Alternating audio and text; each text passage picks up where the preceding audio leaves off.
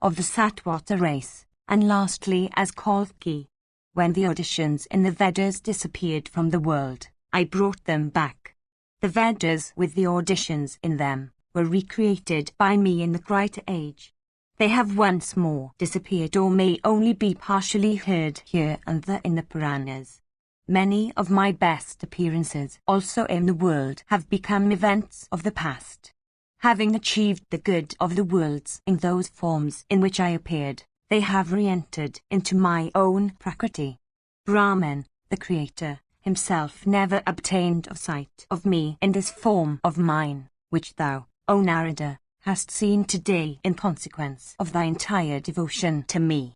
I have now said everything, O Brahmana, unto thee that art devoted to me wholly. I have disclosed to thee my ancient appearances and future ones also, O best of men, together with all their mysteries. Bhishma continued, the holy and illustrious deity, of universal and immutable form, having said these words unto Narada, disappeared therein then. Narada also, endued with great energy, having obtained the high favour that he had solicited, then proceeded with great speed to the retreat called Vadari, for beholding Nara and Narayana. This great Upanishad perfectly consists with the 4 Vedas, in harmony with Sankhya Yoga, and called by him by the name of the Pancharatra scriptures, and recited by Narayana himself with his own mouth, was repeated by Narada in the presence of many hearers in the abode of Brahman, his sire, in exactly the same way in which Narayana, while that great God had showed himself unto him, had recited it, and in which he had heard it from his own lips.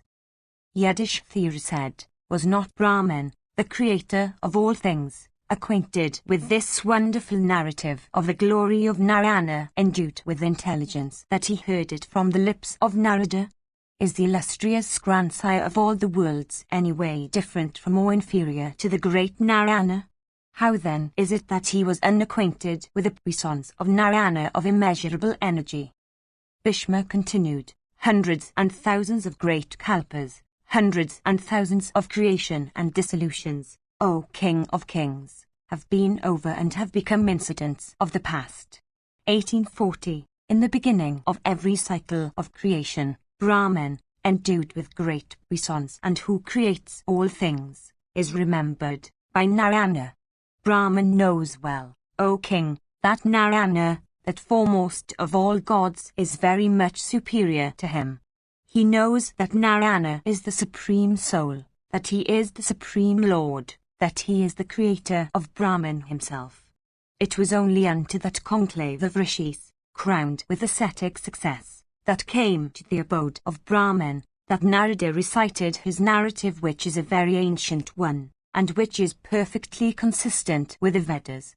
The deity Surya, having heard that narrative from those rishis crowned with ascetic success, 1841, repeated it to the 60,000 of rishis, O King, of cleansed souls, that follow in his train. And Surya, the deity that imparts heat unto all worlds, repeated that narrative unto those beings also, of cleansed souls, that have been created by Brahman, for always journeying in the van of Surya. 1842, the high Sudrishis that follow in Surya's train, O Sun, repeated that excellent narrative unto the deities assembled in the breast of Meru. That best of ascetics, viz., the regenerate Asita, then having heard the narrative from the deities, repeated it unto the Pitris, O King of Kings. I heard it from my sire Santanu, O Sun, who recited it to me formerly. Myself having heard it from my sire, I have repeated it to thee, O Bharata. Deities and munis, who have heard this excellent old narrative, which is a Purana, all adore the Supreme Soul. This narrative, belonging to the rishis and thus handed down from one to another, should not, O King, be communicated by thee to any one that is not a worshipper of Vasudeva. This narrative, O King, is really the essence of the hundreds of other narratives that thou hast heard from me. In days of yore, O monarch, the deities and the asuras, uniting together, churned the ocean and raised the Amrita. After the same manner, the Brahmanas, uniting together in days of yore, churned all the scriptures and raised this narrative which resembles nectar. He who frequently reads this narrative, and he who frequently listens to it, with concentrated attention, in a retired spot, and filled with devotion, succeeds in becoming a denizen, possessed of lunar complexion, of the spacious island known by the name of White Island. Without doubt, such a man succeeds in entering into Narayana of 1,000 rays. A sick person, by listening to this narrative from the beginning, becomes freed from his illness. The man that simply desires to read or listen to this narrative obtains the fruition of all his wishes. The devoted worshipper, by reading or listening to it, attains to the high end that is reserved for devoted worshippers. Thou also, O monarch, shouldst always adore and worship that foremost of all beings. He is the father and the mother of all creatures, and he is an object of reverence with the entire universe. Let the illustrious and eternal God of the Brahmins, viz., Janardana of high intelligence, be gratified with thee, O Yudhishthira of mighty arms. Vaisampayana continued, having listened to the best of narratives, O Janamejaya, King Yudhishthira the Just and all his brothers became devoted to Narayana. And all of them, O Bharata, betaking themselves to the practice of silently meditating upon Narayana, from that day, uttered these words for his glorification, viz., victory to that holy and illustrious being. He, again, who is our best of preceptors, viz., the island-born Krishna, devoted to penances, sung uttering the word Narayana, that high mantra which is worthy of being recited in silence. Sojourning through the welkin to the ocean of milk which is always the abode of nectar, and worshipping the great God there, he came back to his own hermitage. Bhishma continued, I have now repeated to thee the narrative that was recited by Narada, and to the conclave of rishis assembled in the abode of Brahman. That narrative has descended from one person to another from very ancient times. I heard it from my sire who formerly repeated it to me. Sutta continued, I have now told you all that Vaisampayana recited to Janamejaya. Having listened to Vaisampayana's narration, King Janamejaya properly discharged all his duties according to the ordinances laid down in the scriptures. Ye have all undergo very severe penances and observed many high and excellent vows. Residing in this sacred forest that is known by the name of Naimishka, ye are foremost of all persons conversant with the Vedas. Ye foremost of regenerate ones, ye all have come to this great sacrifice of Saunaka. Do ye all adore and worship that eternal and supreme Lord of the universe in excellent sacrifices, properly pouring libations of clarified butter into the fire with the aid of mantras and dedicating the same unto Narayana. As regards myself, I heard this excellent narrative that has descended from generation to generation, from my sire who recited it to me in former times. Section Xli. Saunaka said, How is that illustrious God, viz., the puissant Narayana who is fully conversant with the Vedas and their branches, at once the doer and the enjoyer of sacrifices? Endued with forgiveness, he has adopted, again, the religion of nivritti, abstention. Indeed, it is that holy and puissant one who has himself ordained the duties of nivritti. Why then has he made many of the deities the takers of shares in sacrifices which, of course, are all due to the disposition of pravritti? Why has he again created some with a contrary disposition, for they follow the ordinances of the religion of abstention? Do thou, O Sutta, dispel this doubt of ours. This doubt seems to be eternal and is connected with a great mystery. Thou hast heard all discourses on Narayana, discourses that are consistent with their other scriptures. 1843. Soti said, O excellent Saunaka, I shall recite to thee what Vaisampayana, the disciple of the intelligent Vyasa, said when questioned on these very topics by King Janamjaya. Having heard the discourse on the glory of Narayana, who is the soul of all embodied creatures, Janamjaya, endued with great intelligence and wisdom, questioned Vaisampayana on these very subjects. Janamjaya said, the whole world of beings, with Brahma, the deities, the Asuras and human beings, are seen to be deeply attached to actions which have been said to be predictive of prosperity. Emancipation has, O regenerate one, been said by thee to be the highest felicity and to consist of the cessation of existence. They who, being divested of both merit and demerit, become emancipate, succeed, we hear, in entering the great God of 1,000 rays. It seems to be, O Brahmana, that the eternal religion of emancipation is exceedingly difficult of observance. Turning away from it, all the deities have become enjoyers of the libations of clarified butter poured with mantras on sacrificial fires and other offerings presented to them by the same or similar means.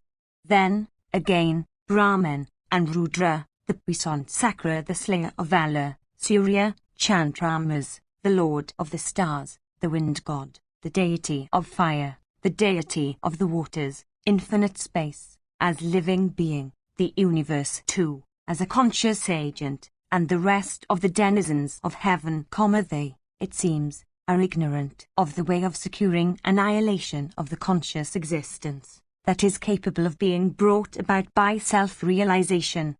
1844. Hence, perhaps, they have not betaken themselves to the path that is certain, indestructible, and immutable. Hence, perhaps, turning away from that path, they have adopted the religion of poverty, which leads to conscious existence that is measured by time. This, indeed, is one great fault that attaches to those that are wedded to actions, for all their rewards are terminable. This doubt, O regenerate one, is planted in my heart like a dagger. Remove it out by reciting to me some discourses of old on this topic.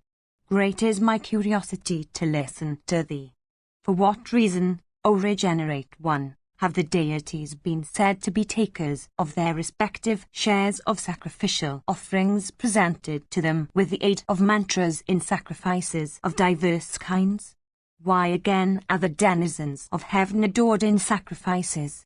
And, O best of regenerate persons, to whom do they, that take their shares of offerings and sacrifices performed to their honor, themselves make offerings when they perform great sacrifices? Vaisampayana said, the question thou hast asked me, O ruler of men, relates to a deep mystery. No man that has not undergone penances, and that is not acquainted with the Puranas, can speedily answer it. I shall, however, answer thee by reciting to thee what my preceptor, the island-born Krishna, otherwise called Vyasa, the great rishi who has classified the Vedas, had said unto us on a former occasion when questioned by us. Sumanta, and Jaimini, and Pala of firm vows, and myself numbering the fourth, and Sukha forming the fifth, were disciples of the illustrious Vyasa. We numbering 5 in all, endued with self-restraint and purity of observances, had completely subjugated wrath and controlled our senses. Our preceptor used to teach us the Vedas, having the Mahabharata for their 5th. Once on a time, while we were engaged in studying the Vedas on the breast of that foremost of mountains, viz., the delightful Mru, inhabited by Siddhas and Charanas, this very doubt arose in our minds that has been expressed by thee today. We, therefore, questioned our preceptor about it. I heard the answer that our preceptor made. I shall now recite that answer to thee, O Bharata.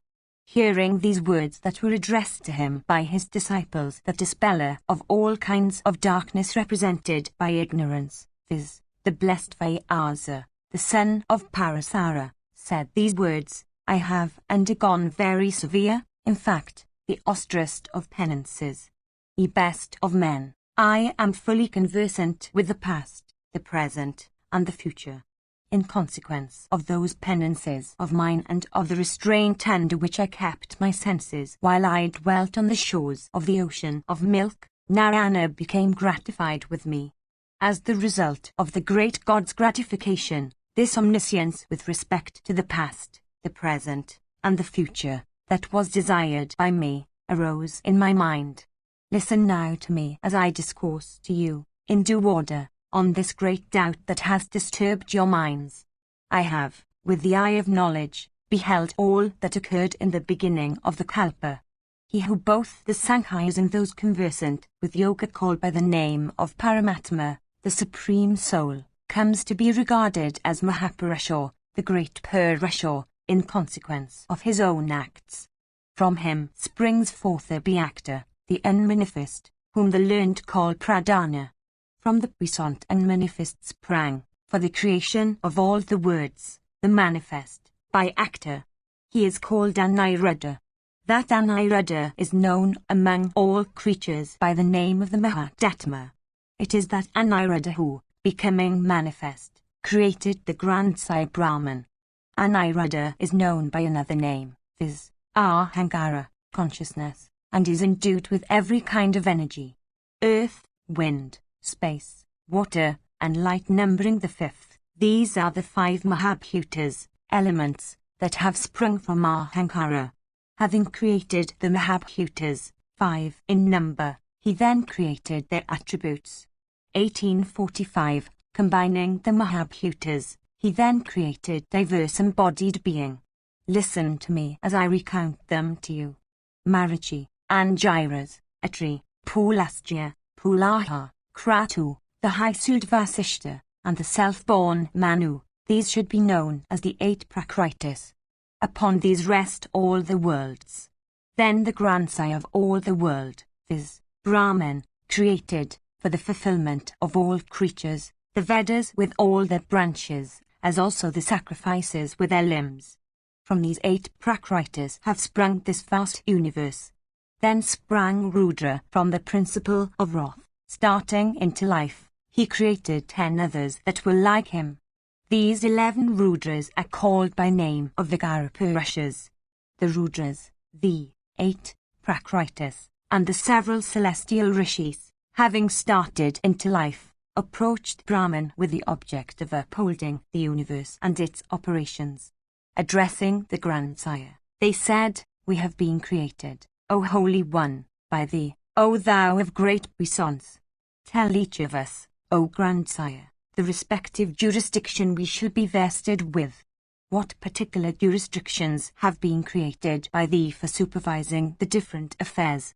We, each, should be endued with what kind of consciousness and shall take charge of which of these? Do thou ordain also unto each of us the measure of strength that we are to have for discharging the duties of our respective jurisdictions." Thus addressed by them, the great God replied unto them in the following way. Brahman said, "You have done well, ye deities, in speaking to me of this matter. Blessed be you all. I was thinking of this very subject that has engaged your attention. How should the 3 worlds be upheld and kept going? How should your strength and mind be utilized towards that end?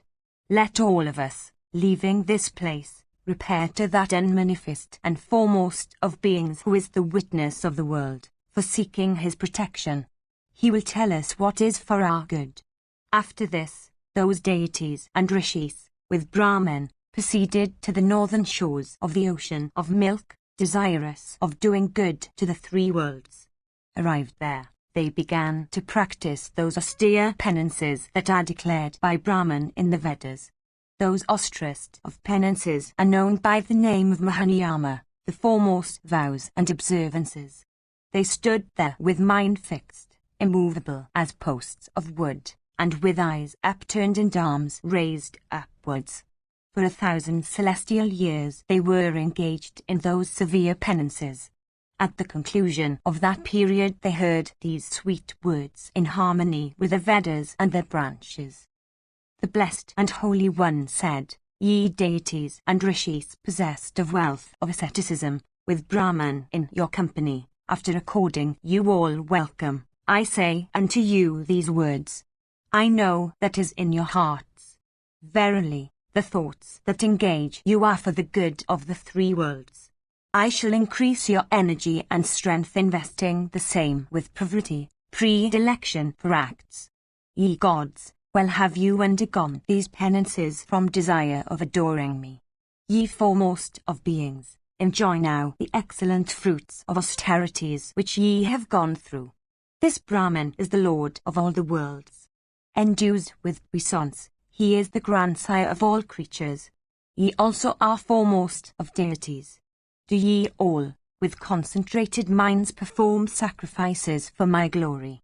In the sacrifices which ye will perform, do ye always give me a portion of the sacrificial offerings. I shall then, ye Lord of creation, assign to each of you your respective jurisdictions and ordain what will be for your good. Vaisampayana continued, hearing these words of that God of gods, all those deities and great rishis and Brahman became filled with such delight that the hair on their bodies stood on its end. They forthwith made arrangements for a sacrifice in honor of Vishnu according to the ordinances laid down in the Vedas. In that sacrifice, Brahman himself dedicated a portion of the offerings to Vishnu. The deities and the celestial rishis also, after the manner of Brahman, dedicated similar portions each unto the great God. The portions, thus offered with great reverence unto Vishnu, were, in respect of both the measure and the quality of the articles used, according to the ordinances laid down from the Krita age. The deities and the rishis and Brahman, in that sacrifice, adored the great God as one endued with a complexion of the sun, as the foremost of beings, situate beyond the reach of dharmas, vast, pervading all things, the supreme Lord of all, the giver of boons, and possessed of puissance. Thus adored by them, the boon-giving and great God, invisible and bodiless, addressed those assembled celestials from heaven and said unto them, the offerings dedicated by you in this sacrifice have all reached me. I am gratified with all of you. I shall bestow rewards on you that will, however, be fraught with ends whence there will be return. 1846. This shall be your distinctive feature, ye gods, from this day, in consequence of my grace and kindness for you. Performing sacrifices in every yuga, with large presents, ye will become enjoyers of fruits born of poverty. Ye gods, those men also that will perform sacrifices according to the ordinances of the Vedas, will give unto all of you shares of their sacrificial offerings.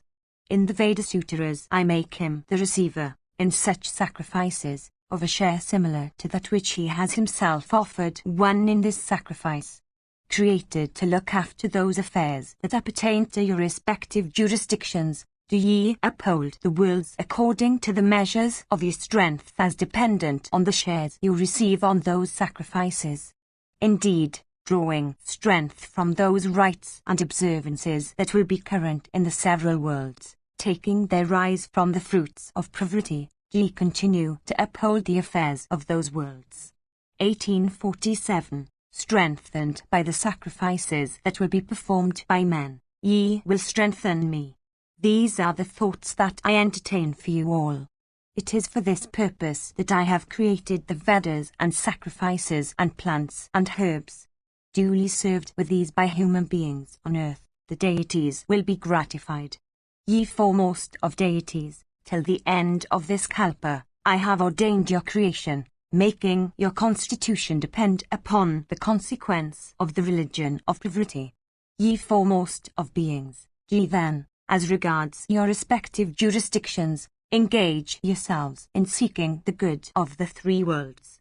Marichi, Angiras, Atri, Pulastya, Pulaha, Kratu, and Vasishta, these 7 rishis have been created by a fiat of the will.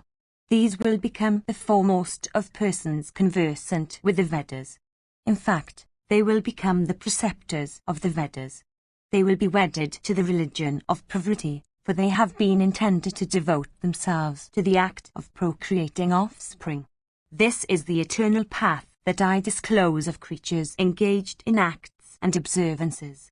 The puissant Lord who is charged with the creation of all the worlds is called Aniruddha, Sana, Sanat Sujata, Sanika, Sanandana, Sanat Kumara, Kapla, and Sanatana, numbering the 7th comma. These 7 rishis are known as the spiritual sons of Brahman.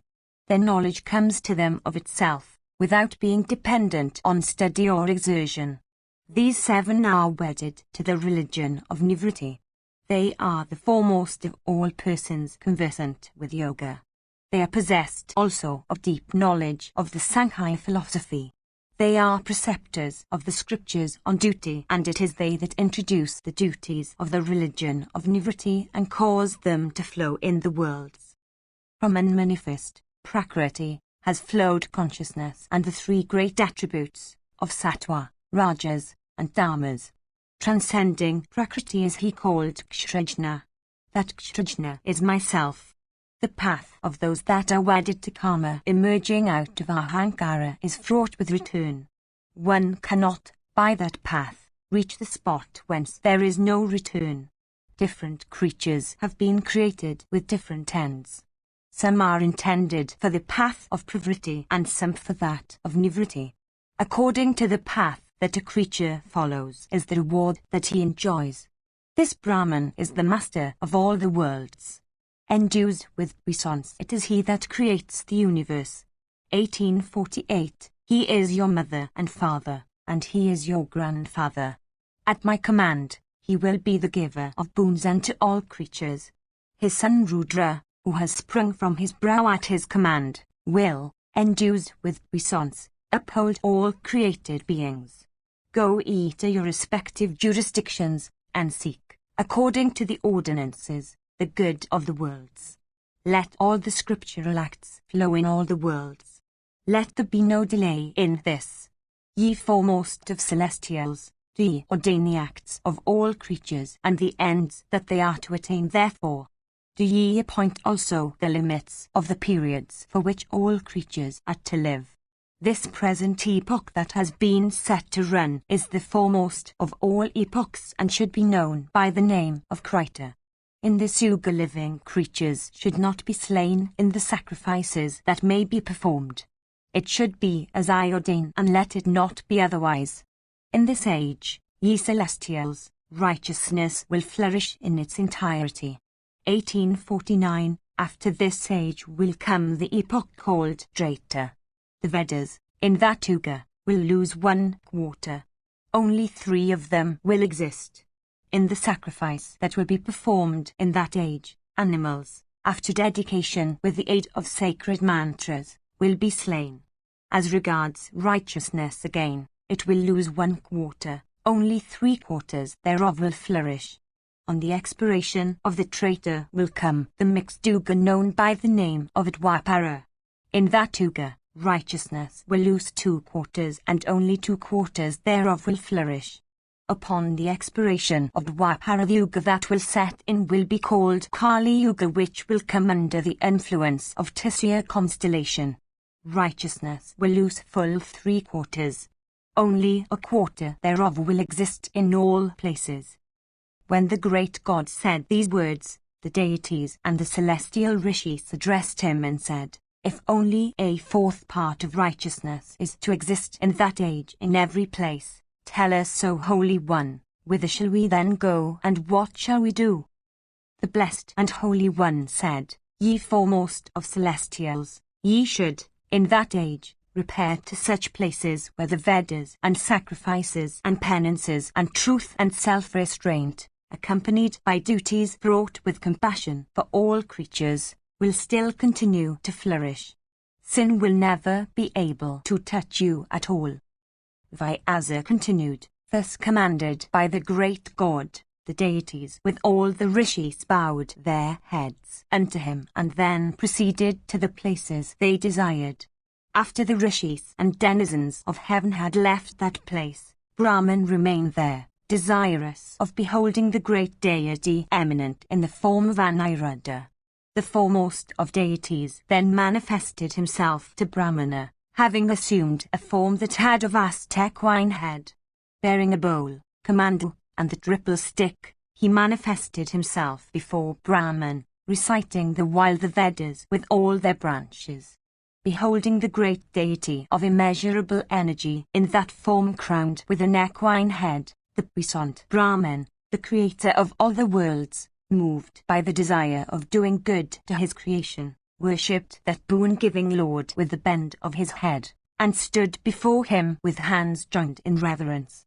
The great deity embraced Brahman and then told him these words.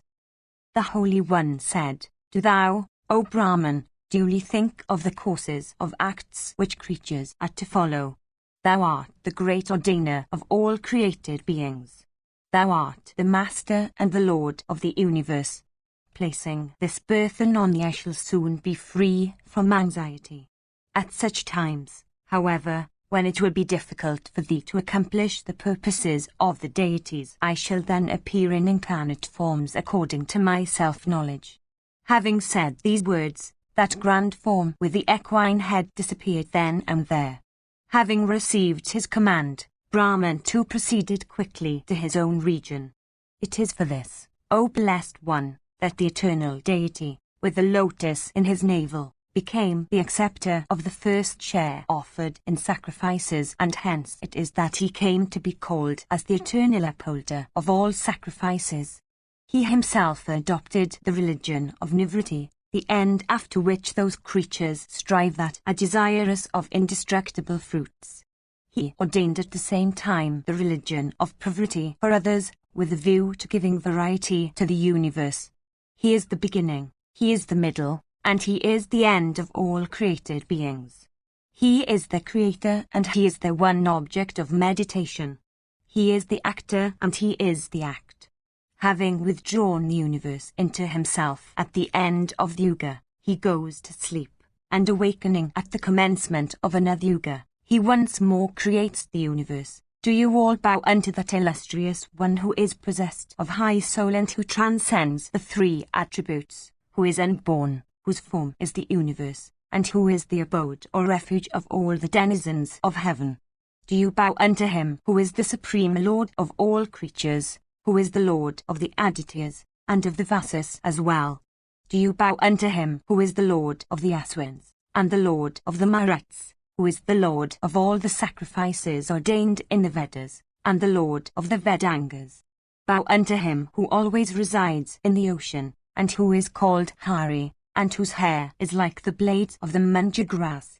Bow unto him who is peace and tranquility, and who imparts the religion of moksha unto all creatures. Bow unto him who is the Lord of penances, of all kinds of energy, and of fame, who is ever the Lord of speech and the Lord of all the rivers also. Bow unto him who is called Kapadin, Rudra, who is the great boar, who is unicorn, and who is possessed of great intelligence, who is the sun, who assumed the well-known form with the equine head, and who is always displayed in a fourfold form.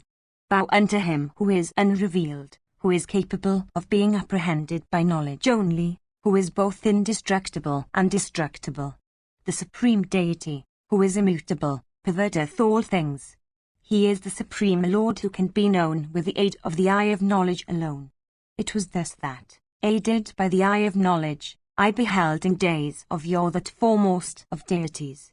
Asked by you, I have told you everything in detail, ye disciples, and do you act according to my words and dutifully serve the Supreme Lord called Hari?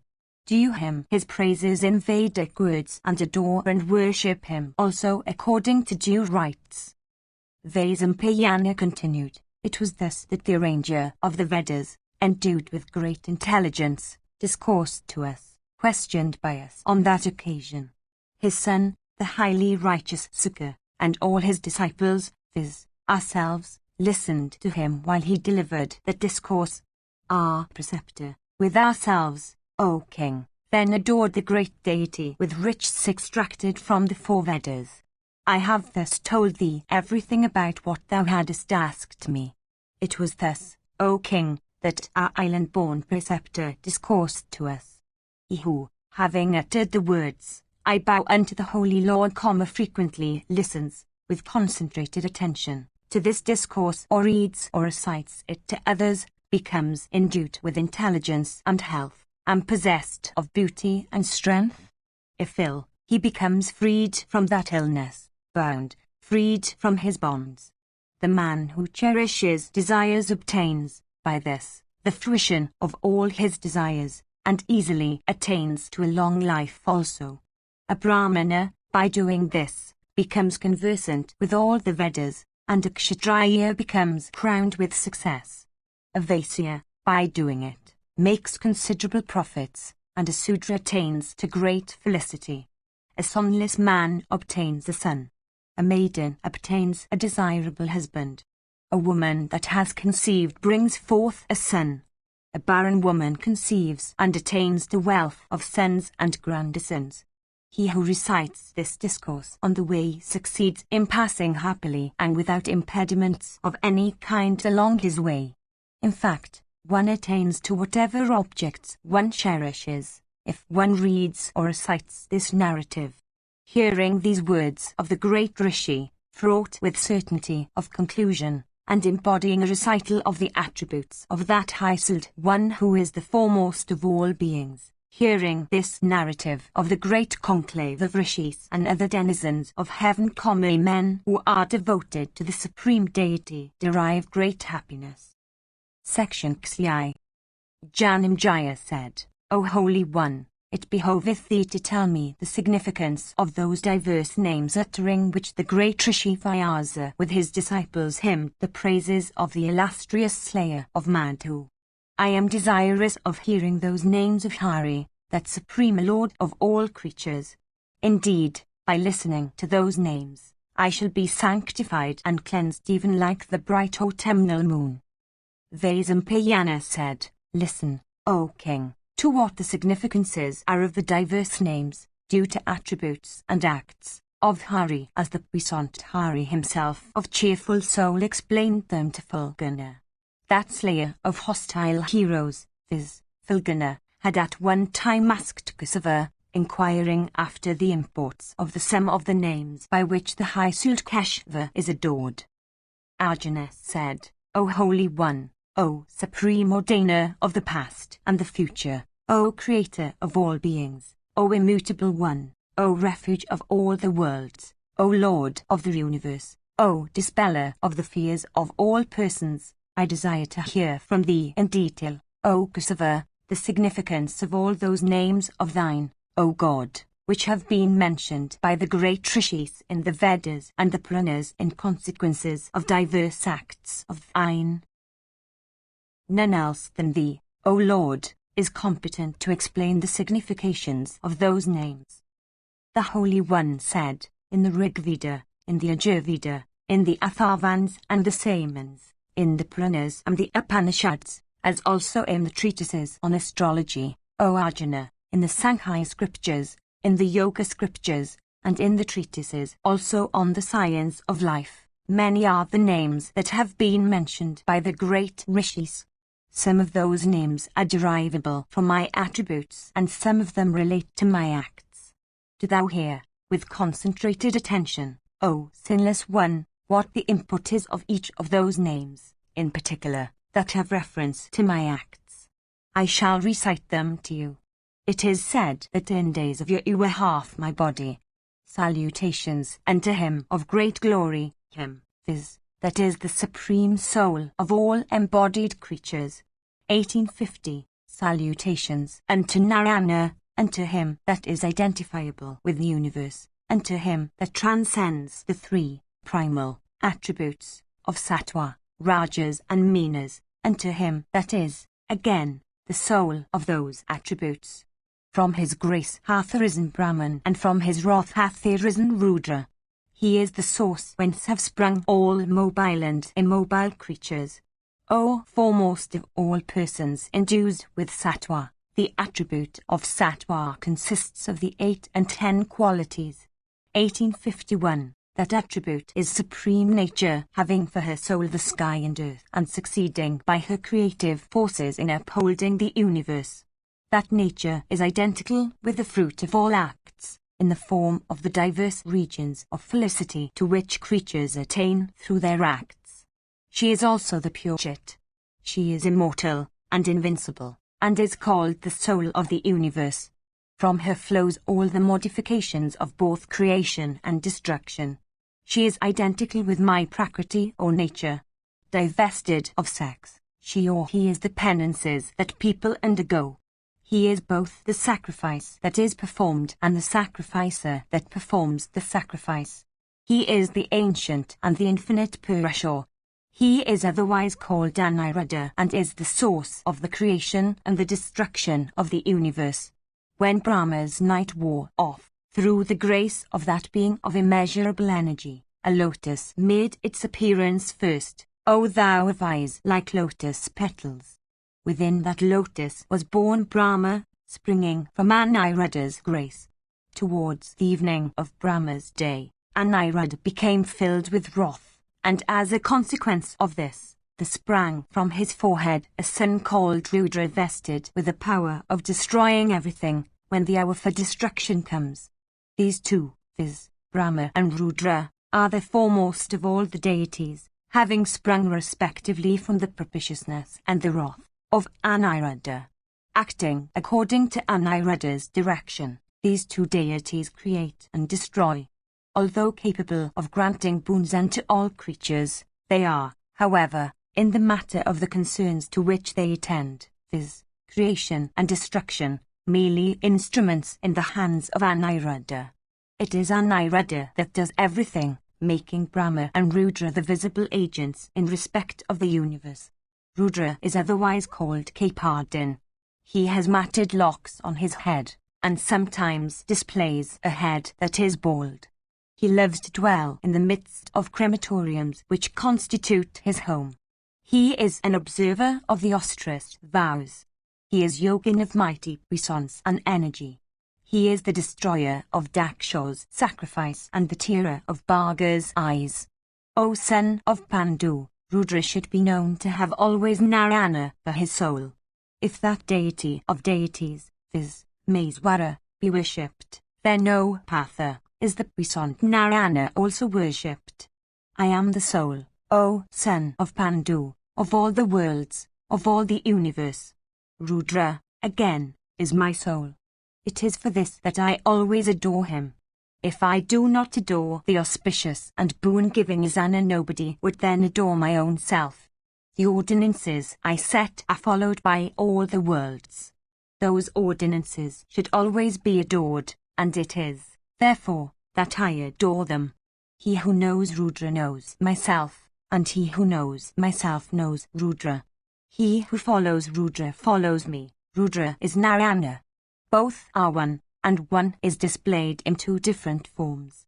Rudra and Narayana, forming one person, pervade all displayed things and cause them to act. No one else than Rudra is competent to grant me a boon, O son of Pandu. Having settled this in my mind, I adored in days of yore the ancient and puissant Rudra, for obtaining the boon of a son. In adoring Rudra, thus I adored my own self. Vishnu never bows his head unto any deity except his own self. It is for this reason that I adore Rudra, Rudra being, as I have already told thee, my own self. All the deities, including Brahma and Indra and the deities and the great rishis, adore Narayana, that foremost of deities, otherwise called by the name of Hari. Vishnu is the foremost of all beings past, present, or future, and as such should always be adored and worshipped with reverence. Do thou bow thy head unto Vishnu. Do thou bow thy head unto him who gives protection to all. Do thou bow, O son of Kunti, unto that great boon-giving deity, that foremost of deities, who eats the offerings made unto him and sacrifices. I have heard that there are 4 kinds of worshippers, viz., those who are eager for a religious life, those who are inquirers, those who strive to comprehend what they learn, and those who are wise. Among them all, they that are devoted to realizing the self and do not adore any other deity, are the foremost. I am the end they seek, and though engaged in acts, they never seek the fruits thereof. The three remaining classes of my worshippers are those that are desirous of the fruits of their acts. They attain to regions of great felicity, but then they have to fall down therefrom upon the exhaustion of their merits. Those amongst my worshippers, therefore, that are fully awakened, and, as such, that know that all happiness is terminable except what is attainable by persons that become identified with me, obtain what is foremost and invaluable. 1852. Those that are awakened and whose conduct displays such enlightenment may be engaged in adoring Brahman or Mahadeva or the others deities that occur in heaven, but they succeed at least in attaining to myself. I have thus told thee, O Partha, what the distinctions are between my worshippers. Thyself, O son of Kunti, and myself are known as Nara and Narayana. Both of us have assumed human bodies only for the purpose of lightening the burden of the earth. I am fully cognizant of self-knowledge. I know who I am and whence I am, O Bharata. I know the religion of Nivritti and all that contributes to the prosperity of creatures. Eternal as I am the one sole refuge of all men. The waters have been called by the name of Nara, for they sprang from him called Nara. And since the waters in former times were my refuge, I am, therefore, called by the name of Narayana. Assuming the form of the sun, I cover the universe with my rays. And because I am the home of all creatures, therefore, am I called by the name of Vasudeva. I am the end of all creatures and their sire, O Bharata. I pervade the entire firmament on high and the earth, O Partha, and my splendor transcends every other splendor. I am he, O Bharata, whom all creatures wished to attain to at the time of death. And because I pervade all the universe, I have come to be called by the name of Vishnu. Desirous of attaining to success through restraint of their senses, people seek to attain to me who am heaven and earth and the firmament between the two. For this am I called by the name of Damodara. The word Prani includes food, the Vedas, water, and nectar. These four are always in my stomach. Hence am I called by the name of Pranagarbha. The rishis have said that once on a time when the rishi Trita was thrown into a well by Kata and Dwiti, the distressed Trita invoked me, saying, O Pranagarbha, do thou rescue the fallen Trita. That foremost of rishis, viz., Trita, the spiritual son of Brahma, having called on me thus, was rescued from the pit.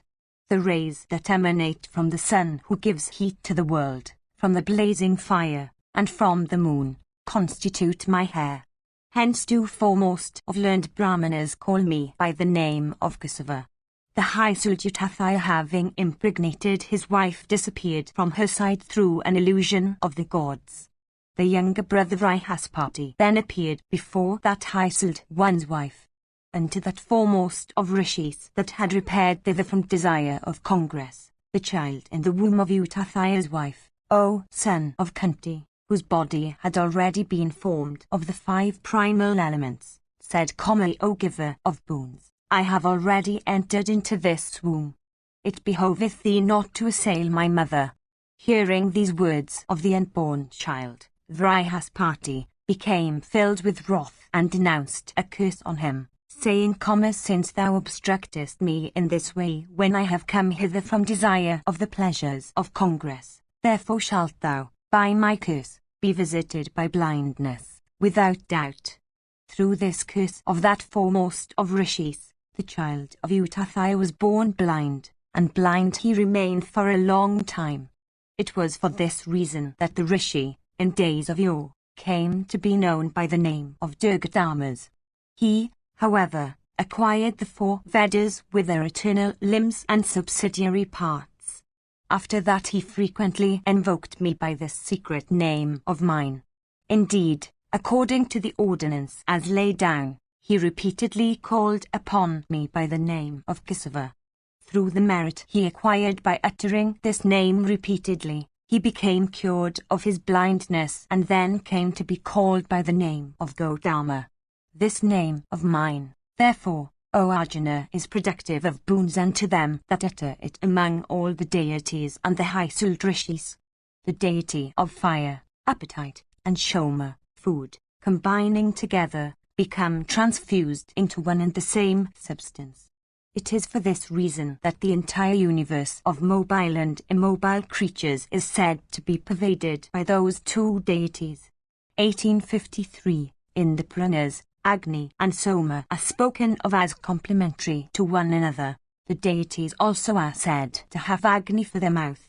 It is in consequence of these two beings endued with natures leading to the unification that they are said to be deserving of each other and upholders of the universe. Section Xli.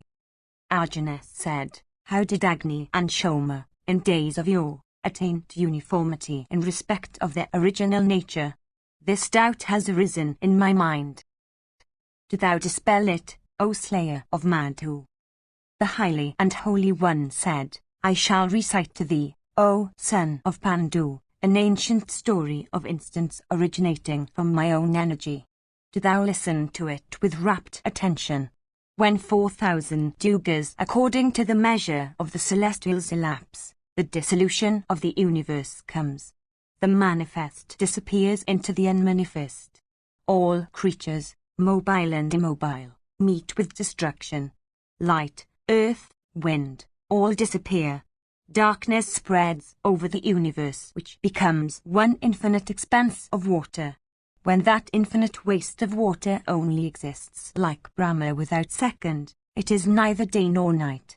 Neither ought nor naught exists, neither manifest nor unmanifest. Then only undifferentiated Brahman existed. When such is the condition of the universe, the foremost of beings, viz., springs from Dharmas, the eternal and immutable Hari, that is the combination of the attributes of omnipotence and the rest, belonging to Narayana, that is indestructible and immortal, that is without senses, that is inconceivable and unborn, that is truth's self-wrought with compassion, that is endued with the form of existence which the rays of the gem called Chintamani have, that causes diverse kinds of inclinations to flow in diverse directions, that is divested of the principles of hostility and deterioration and mortality and decay, that is formless and all-pervading, and that is endued with the principle of universal creation and of eternity without beginning, middle, or end. There is authority for this assertion. The Shruti declares, day was not, night was not, aught was not, naught was not. In the beginning there was only Tamas, 1854, in the form of the universe, and she is the night of Narayana of universal form. Even this is the meaning of the word Dharmas. From that Purusha, called Hari, the spawn of Tamas and having Brahman for his parent, started into existence the being called Brahman. Brahman, desiring to create creatures, caused Agni and Shoma to spring from his own eyes. Afterwards, when creatures came to be created, the created persons came out in their due order as Brahmanas and Kshatriyas. He who started into life as Shoma was none else than Brahma, and they that were born as Brahmanas were all Shoma in reality. He who started into being as Kshatriyas were none else than Agni. The Brahmanas became endued with greater energy than the Kshatriyas. If you ask the reason why, the answer is that this superiority of the Brahmanas to the Kshatriyas is an attribute that is manifest to the whole world. It occurred as follows. The Brahmanas represent the eldest creation as regards men. None were created before that was superior to the Brahmanas.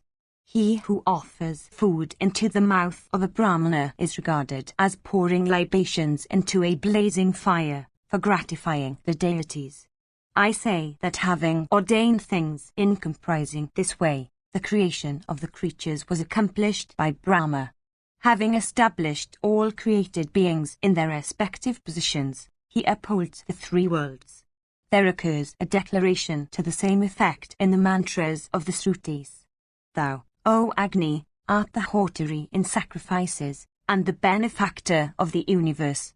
Thou art the benefactor of the deities, of men, and of all the worlds. There is other authority also for this. Thou art, O Agni, the haughty of the universe and of sacrifices. Thou art the source through which the deities and men do good to the universe. Agni is truly the haughty and the performer of sacrifices. Agni is again the Brahma of the sacrifice. No libations can be poured into sacrificial fire without uttering mantras. There can be no penances without a person to perform them. The worship of the deities and men and the rishis is accomplished by the libations poured with mantras. Hence, O Agni, thou hast been regarded as the haughty in sacrifices. 1855. Thou art, again, all the other mantras that have been declared in respect of the Homer rites of men. For the Brahmanas the duty is ordained of officiating for others in the sacrifices they perform. The two other orders, viz., Kshatriyas and Vaisyas, that are included within the regenerate or twice-born class, have not the same duty prescribed for them. Hence, Brahmanas are like Agni, who uphold sacrifices. The sacrifices, which the Brahmanas perform, strengthen the deities. Strengthened in this way, the deities fructify the earth, and thereby support all living creatures. But the result that may be achieved by the foremost of sacrifices may as well be accomplished through the mouth of the Brahmanas. That learned person who offers food into the mouth of a Brahmana is said to pour libations into the sacred fire for gratifying the deities. In this way the Brahmanas have come to be regarded as Agni. They that are possessed of learning adore Agni. Agni is again Vishnu. Entering all creatures, he upholds their life breaths. In this connection there is a verse sung by Sanat Kumara. Brahman, in creating the universe, first created the Brahmanas. The Brahmanas become immortal by studying the Vedas, and repair to heaven through the aid of such study. The intelligence, speech, acts and observances, faith, and the penances of the Brahmanas uphold both the earth and the heaven like slings of strings upholding bovine nectar. 1856. There is no duty higher than truth. There is no superior more worthy of reverence than the mother. There is none more efficient than the Brahmana for conferring felicity both here and hereafter. The inhabitants of those realms where Brahmanas have no certain means of support, from lands or other kinds of property assigned to them, become very miserable. There the oxen do not carry the people or draw the plough, nor do vehicles of any kind bear them. The milk kept in jars is never churned for yielding butter. On the other hand, the residents become divested of prosperity of every kind, and betake themselves to the ways of robbers, instead of being able to enjoy the blessings of peace. 1857. In the Vedas, the Puranas, the histories, and other authoritative writings, it is said that Brahmanas, who are the souls of all creatures, who are the creators of all things, and who are identifiable with all existent objects, sprang from the mouth of Narayana. Indeed, it is said that the Brahmanas first came at the time when the great boon-giving god had restrained his speech as a penance, and the other orders have originated from the Brahmanas. The Brahmanas are distinguished above the deities and asuras, since they were created by myself in my indescribable form as Brahma. As I have created the deities and the asuras and the great rishis, so I have placed the Brahmanas in their respective situations and have to punish them occasionally. In consequence of his licentious assault on Nahalya, Indra was cursed by Kodama, her husband, through which Indra got a green beard on his face. Through that curse of Kausika, Indra lost also his own testicles, which loss was afterwards, through the kindness of the other deities, made up by the substitution of the testicles of a ram. When in the sacrifice of King Satyavati, the great Rishi Kayavana became desirous of making the twin winds sharers of the sacrificial offerings, Indra objected. Upon Kayavana insisting, Indra sought to hurl his thunderbolt at him. The Rishi paralyzed Indra's arms.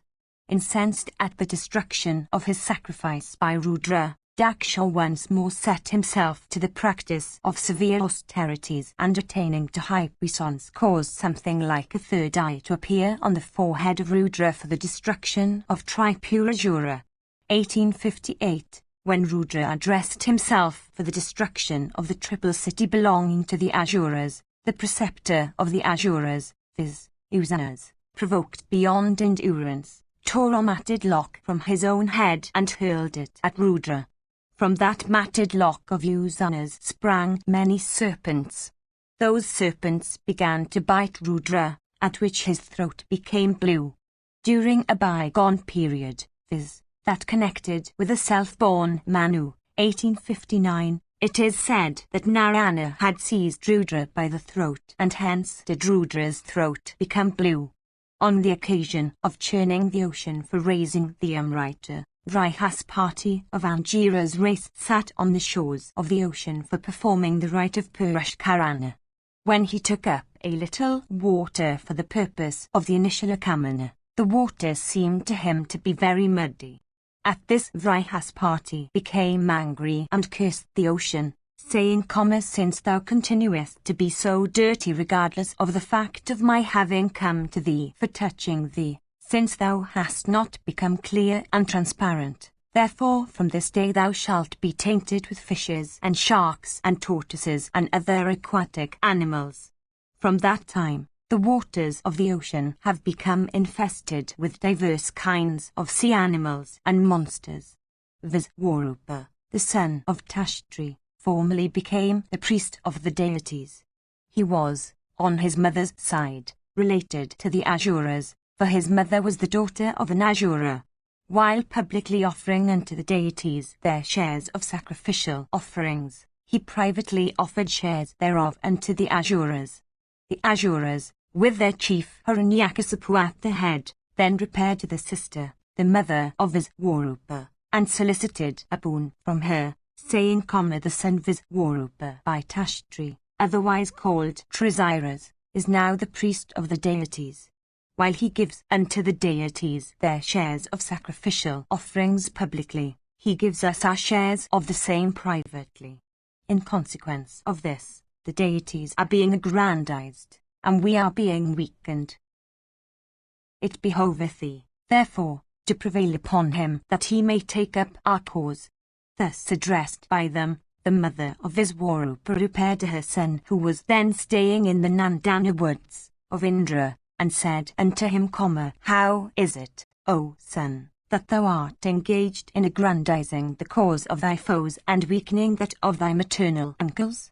It behoveth thee not to act in this way." Viswarupa, thus solicited by his mother, thought that he should not disobey her words, and as the consequence of that reflection he went over to the side of Hiranyakasipu, after having paid proper respects to his mother. King Hiranyakasipu, upon the arrival of Trisiras, dismissed his old hotri, viz. Vasishta, the son of Brahma, and appointed Trisiras to that office. Incensed at this, Vasishta cursed Hiranyakasipu, saying, "Since thou dismissest me and appointest another person as thy hotri, this sacrifice of thine shall not be completed, and some being the like of whom has not existed before will slay thee!" In consequence of this curse, Hiranyakasipu was slain by Vishnu in the form of a man-lion. Viswarupa, having adopted the side of his maternal relations, employed himself in severe austerities for aggrandizing them. Impelled by the desire of causing him to swerve from his vows, Indra dispatched to him many beautiful apsaras. Beholding those celestial nymphs of transcendent beauty, the heart of Viswarupa became agitated. Within a very short time he became exceedingly attached to them. Understanding that he had become attached to them, the celestial nymphs said unto him one day, "We shall not tarry here any longer. In fact, we shall return to that place whence we came." And to them that said so, the son of Tashtri replied, "Where will you go?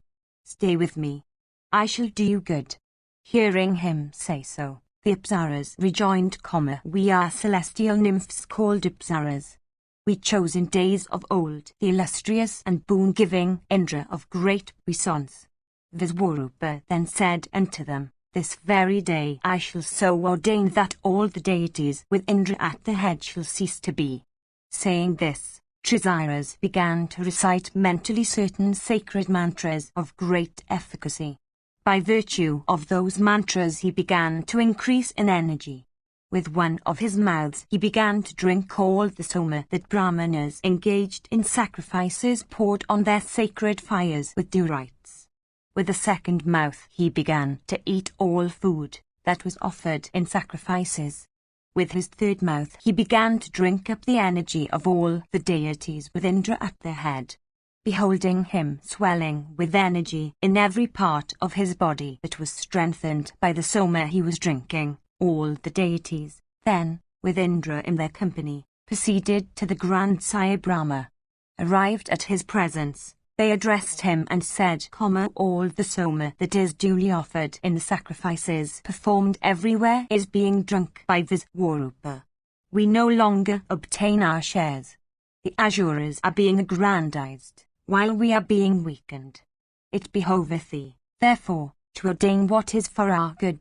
After the deities ceased, the grandsire replied, The great Rishi Dadichi of Bhrigu's race is now engaged in performing severe austerities. Go, ye deities, unto him and solicit a boon from him. Ye so arrange that he may cast off his body. With his bones let a new weapon be created called the thunderbolt.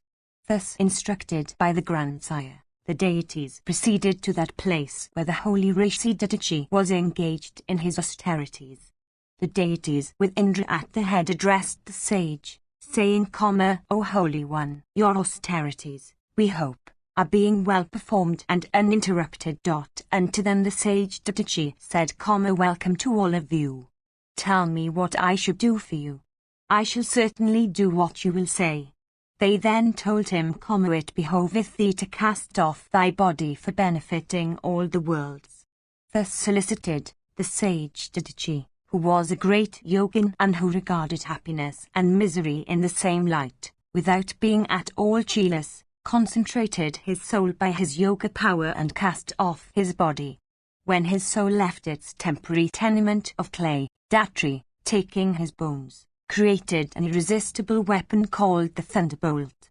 With a thunderbolt thus made with the bones of a Brahmana, which was impenetrable by other weapons and irresistible and pervaded by the energy of Vishnu, Indra struck Viswarupa, the son of Tashtri. Having slain the son of Tashtri thus, Indra severed his head from the body. From the lifeless body, however, of Viswarupa, when it was pressed, the energy that was still residing in it gave birth to a mighty Asura of the name of Vritra. Vritra became the foe of Indra, but Indra slew him also with the thunderbolt.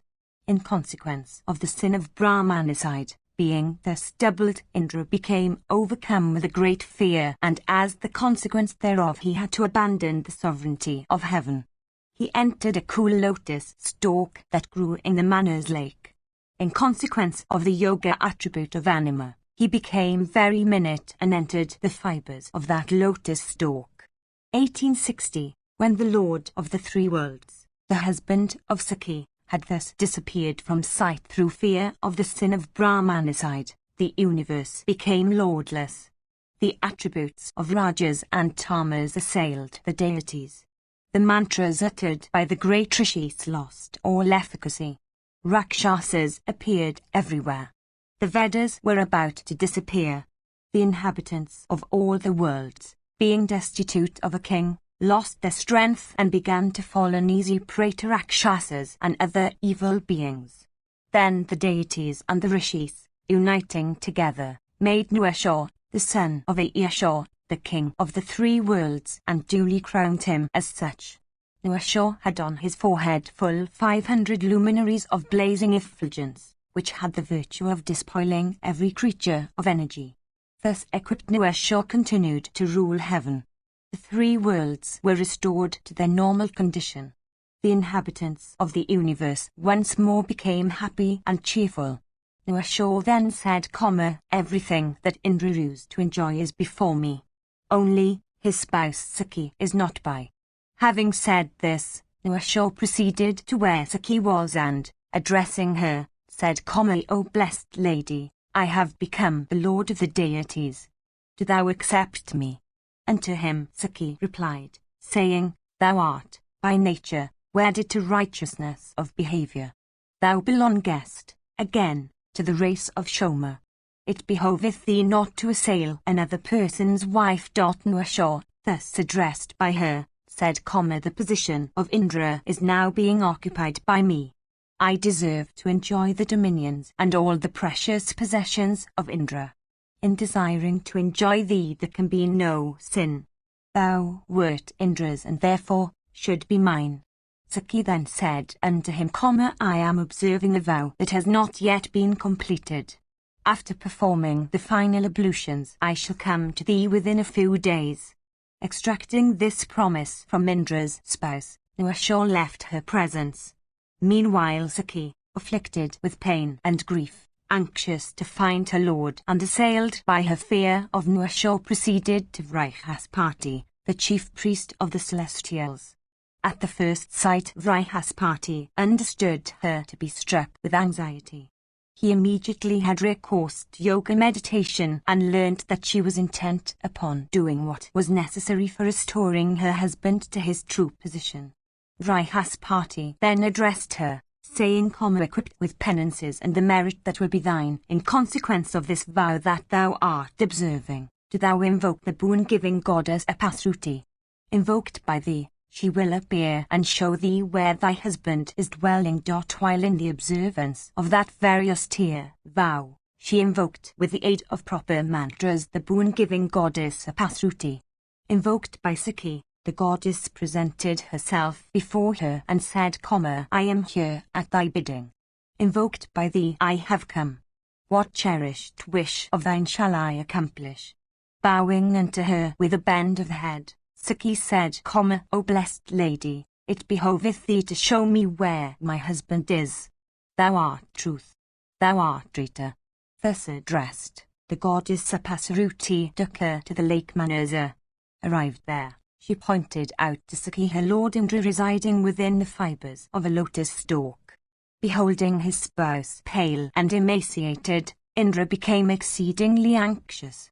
And the Lord of Heaven said unto himself, Alas, great is the sorrow that has overtaken me. I have fallen off from the position that is mine.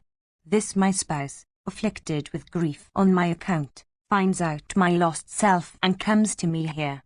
Having reflected in this strain, Indra addressed his dear spouse and said, In what condition art thou now? She answered him, Nuasha invites me to make me his wife. I have obtained a respite from him, having fixed the time when I am to go to him.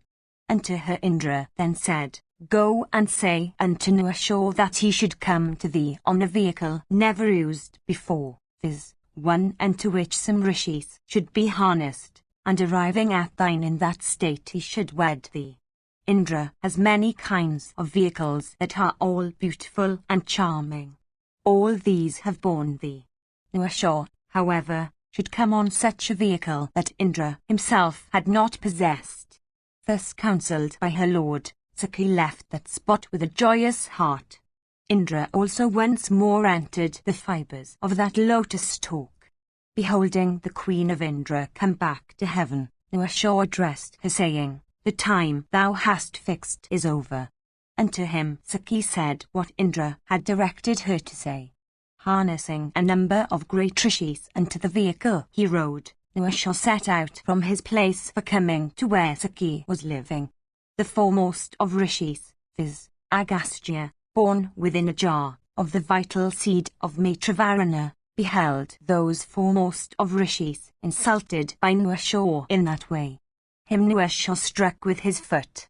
And to him, Agastya said, Wretch, as thou hast betaken thyself to a highly improper act, do thou fall down on the earth, be transformed into a snake, and do thou continue to live in that form as long as the earth and her hills continue. As soon as these words were uttered by the great Rishi, Nuasha fell down from that vehicle. The three worlds once more became masterless. The deities and the rishis then united together and proceeded to where Vishnu was and appealed to him for bringing about the restoration of Indra. Approaching him, they said, O Holy One, it behoveth thee to rescue Indra, who is overwhelmed by the sin of Brahmanacide. The boon-giving Vishnu replied unto them, saying, Let Sakra perform a horse sacrifice in honor of Vishnu. He will then be restored to his former position. The deities and the rishis began to search for Indra, but when they could not find him, they went to Sakhi and said unto her, O blessed lady, go unto Indra and bring him here. Requested by them, Sakhi once more proceeded to the lake Manasa. Indra, rising from the lake, came to Vrihaspati.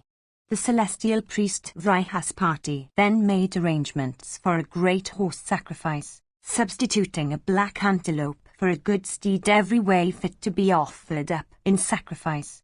Causing Indra, the lord of the Maruts, to ride upon that very steed, which was saved from slaughter, Vrihaspati led him to his own place. The Lord of Heaven was then adored with hymns by all the deities and the rishis.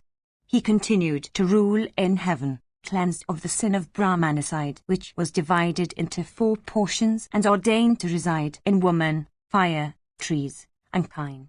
It was thus that Indra, strengthened by the energy of a Brahmana, succeeded in slaying his foe, and when, as the result of that act of his, he had been overpowered by sin, it was the energy of another Brahmana that rescued him. It was thus that Indra once more regained his position. In days of yore, while the great Rishi Bharadwaj was saying his prayers by the side of the celestial Ganga, one of the 3 feet of Vishnu, when he assumed his 3-footed form, reached that spot.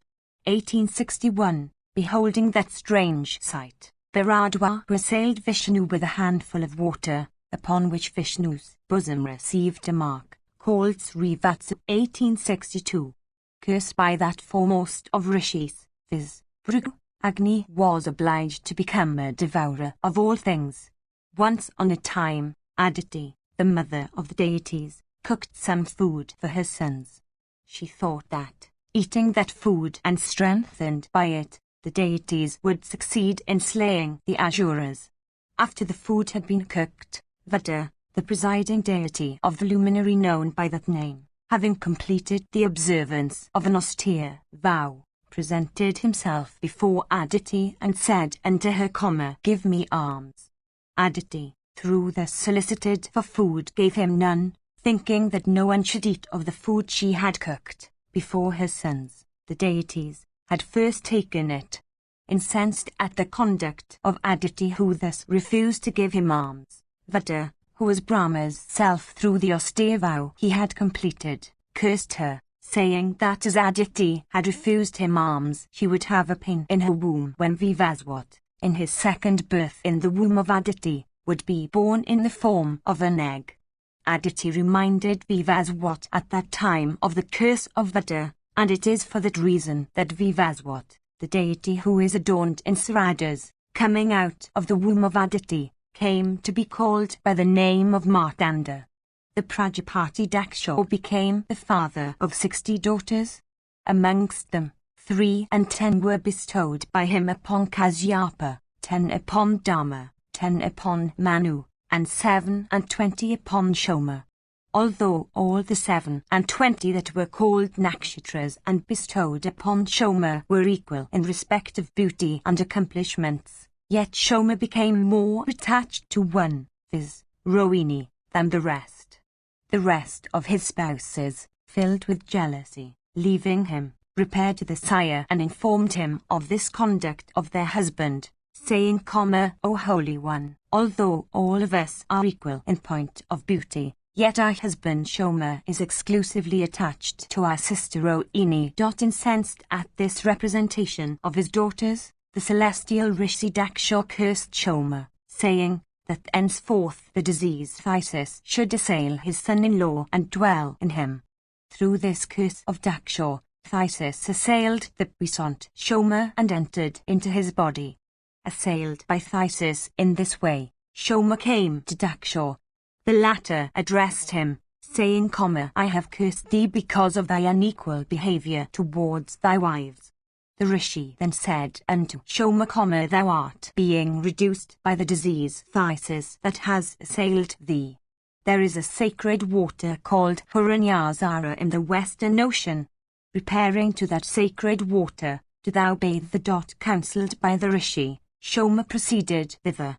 Arrived at Hiranyasara, Soma bathed in that sacred water.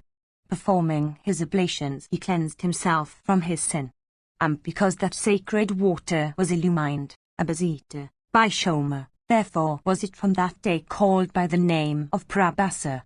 In consequence, however, of the curse denounced upon him in days of old by Daksha, Shoma, to this day, begins to wane from the night of the full moon till his total disappearance on the night of the new moon, whence he once more begins to wax till the night of full moon. The brightness also of the lunar disk from that time received a stain, for the body of Shoma, since then, has come to present certain dark spots. In fact, the splendid disk of the moon has, from that day, come to exhibit the mark of a hair. Once on a time, a rishi of the name of Stilasirus was engaged in practicing very severe austerities on the northern breasts of the mountains of Meru. While engaged in those austerities, a breeze, charged with all kinds of delicious perfumes, began to blow and fan his body. Scorched as his body was by the very severe austerities he was undergoing, and living as he did upon air alone to the exclusion of every kind of food, he became highly gratified in consequence of that delicious breeze which blew around him. While he was thus gratified with the delicious breeze that fanned him, the trees around him, moved by jealousy, put forth their flowers for making a display and extorting his praise. Displeased at this conduct of the trees, because it was dictated by jealousy, the Rishi cursed them, saying, henceforth, ye shall not be able to put forth your flowers at all times. In days of yore, for doing good to the world, Narayana took birth as the great Rishi Vadavamaka. While engaged in practicing severe austerities on the breast of Meru, he summoned the ocean to his presence. The ocean, however, disobeyed his summons. Incensed at this, the Rishi, with the heat of his body, caused the waters of the ocean to become as saltish in taste as the human sweat. The Rishi further said, Thy waters shall henceforth cease to be drinkable. Only when the equine head, roving within thee, will drink thy waters, they will be as sweet as honey. It is for this curse that the waters of the ocean to this day are saltish to the taste and are drunk by no one else than the equine head. 1863, the daughter, named of the Himavat mountains, was desired by Rudra in marriage.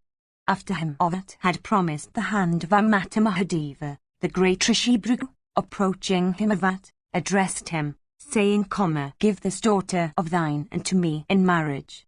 Himavat replied unto him, saying, Rudra is the bridegroom already selected by me for my daughter. Angry at this reply, Bhrigu said, Since thou refusest my suit for the hand of thy daughter and insultest me thus, thou shalt no longer abound with jewels and gems. To this day, in consequence of the Rishi words, the mountains of Himavat have not any jewels and gems. Even such is the glory of the Brahmanas. It is through the favour of the Brahmanas that the Kshatriyas are able to possess the eternal and undeteriorating earth as their wife and enjoy her. The power of the Brahmanas, again, is made up of Agni and Shoma. The universe is upheld by that power and, therefore, is upheld by Agni and Shoma united together. It is said that Surya and Chandramas are the eyes of Narayana. The rays of Surya constitute my eyes. Each of them, viz., the sun and the moon, invigorate and warm the universe respectively. And because of the sun and the moon thus swarming and invigorating the universe, they have come to be regarded as the heart or joy of the universe. It is in consequence of these acts of Agni and Shoma that uphold the universe that I have come to be called by the name of Rishikasa, O son of Pandu. Indeed, I am the boon-giving Isana, the creator of the universe. 1864. Through virtue of the mantras with which libations of clarified butter are poured on the sacred fire, I take and appropriate their principal share of the offerings made in sacrifices. My complexion also is of that foremost of gems called Harit. It is for these reasons that I am called by the name of Hari. I am the highest abode of all creatures and am regarded by persons conversant with the scriptures to be identical with truth or nectar. I am, for this reason, called by learned Brahmanas by the name of right Dharma, abode of truth or nectar. When in days of yore the earth became submerged in the waters and lost to the view, I found her out and raised her from the depths of the ocean. For this reason the deities adore me by the name of Govinda. Sipavishta is another name of mine. The word Sipi indicates a person that has no hair on his body. He who pervades all things in the form of Sipi is known by the name of Sipavishta. The Rishi Yaksha, with tranquil soul, in many a sacrifice invoked me by the name Sipavishta. It is for this reason that I came to bear this secret name. Yaksha of great intelligence, having adored me by the name Sipavishta, succeeded in restoring the Niruktas which had disappeared from the surface of the earth and sunk into nether regions. I was never born. I never take birth, nor shall I ever be born. I am the Kshrijna of all creatures. Hence am I called by the name of unborn. 1865. I have never uttered anything base or anything that is obscene. The divine Saraswati, who is truth's self, who is the daughter of Brahma and is otherwise called by the name of Rita, represents my speech and always dwells in my tongue. The existent and the non-existent have been merged by me in my soul. The rishis dwelling in Pushkara, which is regarded as the abode of Brahman, called me by the name of truth. I have never swerved from the attribute of Sattva, and know that the attribute of Sattva has flowed from me. In this birth also of mine, O Dhananjaya, my ancient attribute of Sattva has not left me, so that in even this life, establishing myself on Sattva, I set myself to acts without ever wishing for their fruits. Cleansed of all sins as I am through the attribute of Sattva, which is my nature, I can be beheld by the aid of that knowledge only which arises from adoption of the attribute of Sattva. I am reckoned also among those that are wedded to that attribute. For these reasons am I known by the name of Sattvata. 1866. I tell the earth, assuming the form of a large ploughshare of black iron. And because my complexion is black, therefore am I called by the name of Krishna. I have united the earth with water, space with mind, and wind with light. Therefore am I called Vaikuntha. 1867. The cessation of separate conscious existence by identification with Supreme Brahman is the highest attribute or condition for a living agent to attain.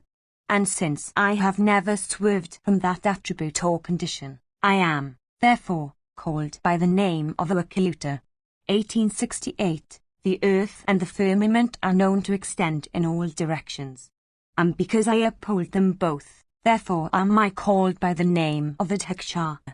Persons conversant with the Vedas and employed in interpreting the words used in those scriptures adore me in sacrifices by calling upon me by the same name.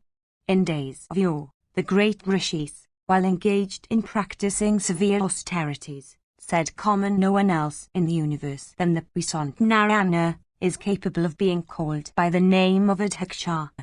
Clarified butter which sustains the lives of all creatures in the universe constitutes my effulgence. It is for this reason that Brahmanas conversant with the Vedas and possessed of concentrated souls call me by the name of Gritachas. 1869. There are three well-known constituent elements of the body. They have their origin in action, and are called bile, phlegm, and wind. The body is called a union of these three. All living creatures are upheld by these three, and when these three become weakened, living creatures also become weakened. It is for this reason that all persons conversant with the scriptures bearing on the science of life call me by the name of Tritu. 1870. The Holy Dhamma is known among all creatures by the name of Vrisha, O Bharata. Hence it is that I am called the excellent Vrisha in the Vedic lexicon called Nyan Shuka. The word Kapi signifies the foremost of boars, and Dhamma is otherwise known by the name of Vrisha. It is for this reason that Lord of all creatures, viz., Kasyapa, the common sire of the deities and the Asuras, called me by the name Vrishakapi. The deities and the Asuras have never been able to ascertain my beginning, my middle, or my end. It is for this reason that I am sung as Anadi, Amadaya and Ananta. I am the Supreme Lord endued with puissance, and I am the eternal witness of the universe, beholding as I do its successive creations and destructions. I always hear words that are pure and holy, O Dhananjaya, and never hold anything that is sinful. Hence am I called by the name of Sakhisravas. Assuming, in days of old, the form of a boar with a single tusk, O enhancer of the joys of others, I raised the submerged earth from the bottom of the ocean. From this reason am I called by the name of Akasaringa. While I assumed the form of mighty boar for this purpose, I had 3 humps on my back. Indeed, in consequence of this peculiarity of my form at that time that I have come to be called by the name of Drikakad, 3-humped. Those who are conversant with the science propounded by Kapila call the Supreme Soul by the name of Vairensha. That Vairensha is otherwise called the Great Prajapati, or Brahman. Verily I am identical with him, called Vairensha, in consequence of my imparting animation to all living creatures, for I am the creator of the universe. The preceptors of Sankhya philosophy, possessed of definite conclusions regarding all topics, call me the eternal Kapila staying in the midst of the solar disk with but knowledge for my companion. 1871. On earth I am known to be identical with him who has been sung in the Vedic verses as the effulgent Hiranyagarbha and who is always worshipped by yogins. I am regarded as the embodied form of the rich Veda consisting of 120,000 verses. Persons conversant with the Vedas also call me the embodiment of the samans of 1,000 branches. Even thus do learned Brahmins that are my devoted worshippers and that are very rare sing me in the Aranyakas. 1872. In the Adhyarys I am sung as the Yajurveda of 6 and 50 and 8 and 7 and 30 branches. 1873. Learned Brahmins conversant with the Atharvans regard me as identical with the Atharvans consisting of 5 kalpas and all the Kshatriyas. 1874. All the subdivisions that exist of the different Vedas in respect of branches and all the verses that compose those branches, and all the vowels that occur in those verses, and all the rules in respect of pronunciation, know, O Dhananjaya, are my work. O Partha, he that rises, at the beginning of creation from the ocean of milk at the earnest invocation of Brahmana and all the deities, and who gives diverse boons unto the diverse deities, is none else than myself. I am he who is the repository of the science of syllables and pronunciation that is treated of in the supplementary portions of the Vedas.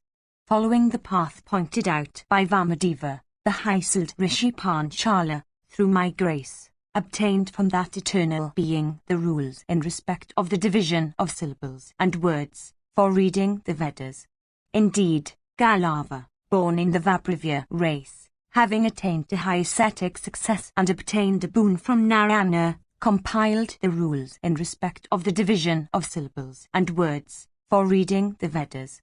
Indeed, Galava, born in the Vabrivya race, having attained to the high ascetic success and obtained a boon from Narayana, compiled the rules in respect of the division of syllables and words, and those about emphasis and accent in utterance, and shone as the first scholar who became conversant with those 2 subjects.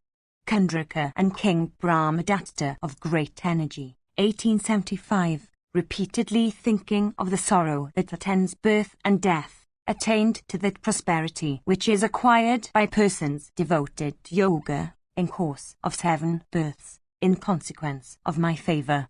In days of yore, O Patha, I was, for some reason, born as the son of Dharma, O chief of Kuru's race, and in consequence of such birth of mine I was celebrated under the name of Dharma.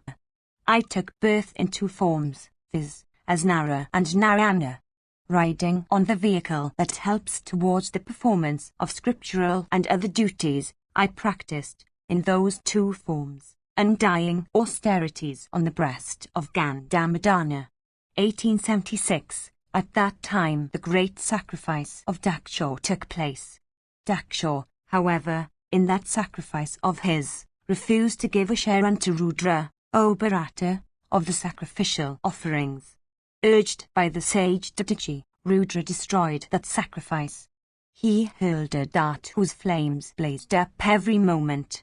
That dart, having consumed all the preparations of Daksha's sacrifice, came with great force towards us, Nara and Narayana, at the retreat of Vadari.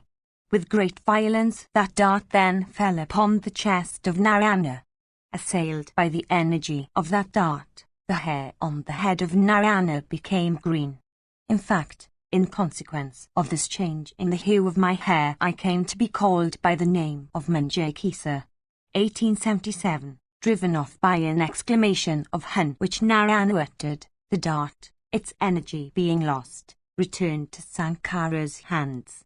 At this, Rudra became highly angry, and as the result thereof he rushed towards the rishis Nara and Narayana, endued with a puissance of severe austerities. Narayana then seized the rushing Rudra with his hand by the throat. Seized by Narayana, the Lord of the universe, Rudra's throat changed colour and became dark. From that time Rudra came to be called by the name of Siddhikantha. Meanwhile Nara, for the purpose of destroying Rudra, took up a blade of grass, and inspired it with mantras. The blade of grass, thus inspired, was converted into a mighty battle-axe. Nara suddenly hurled that battle-axe at Rudra, but it broke into pieces.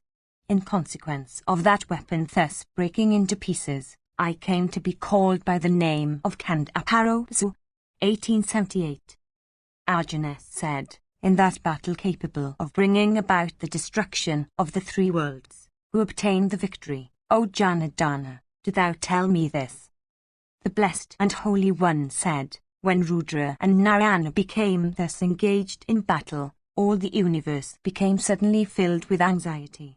The deity of fire ceased to accept libations of even the purest clarified butter duly poured in sacrifices with the aid of Vedic mantras. The Vedas no longer shone by inward light in the minds of the rishis of cleansed souls. The attributes of Rajas and Tamas possessed the deities. The earth trembled. The vault of the firmament seemed to divide in twain. All the luminaries became deprived of their splendor. The Creator, Brahman, himself fell from his seat. The ocean itself became dry. The mountains of Himavat became riven. When such diromans appeared everywhere, O son of Pandu, Brahma, surrounded by all the deities and the high Sudrishis, soon arrived at that spot where the battle was raging. The 4-faced Brahma, capable of being understood with the aid of only the Niruktas, joined his hands and addressing Rudra, said, let good happen to the 3 worlds. Throw down thy weapons, O Lord of the universe, from desire of benefiting the universe. That which is unmanifest, indestructible, immutable, supreme, the origin of the universe, uniform, and the supreme actor, that which transcends all pairs of opposites, and is inactive, has, choosing to be manifested, been pleased to assume this one blessed form, for though double, the 2 but represent the same form. This Nara and Narayana, the displayed forms of Supreme Brahman, have taken birth in the race of Dharma. The foremost of all deities, these 2 are observers of the highest vows and endued with the severest penances. Through some reason best known to him, I myself have sprung from the attribute of his grace. Eternal as thou art, for thou hast ever existed since all the past creations, thou too hast sprung from his wrath. With myself, then, these deities, and all the great rishis, do thou adore this displayed form of Brahma, and let peace be unto all the worlds without any delay. Thus addressed by Brahma, Rudra forthwith cast off the fire of his wrath, and set himself to gratify the illustrious and puissant god Narayana. 1879. Indeed, he soon placed himself at the disposal of the adorable boon-giving and puissant god Narayana. That boon-giving god Narayana, who hath his wrath and the senses under control, soon became gratified and reconciled with Rudra. Well adored by the rishis, by Brahma, and by all the deities, that great god, the Lord of the universe, otherwise called by the name of Hari, then addressed the illustrious his honor and said these words: He that knows thee, knows me. He that follows thee, follows me. There is no difference between thee and me. Do thou never think otherwise.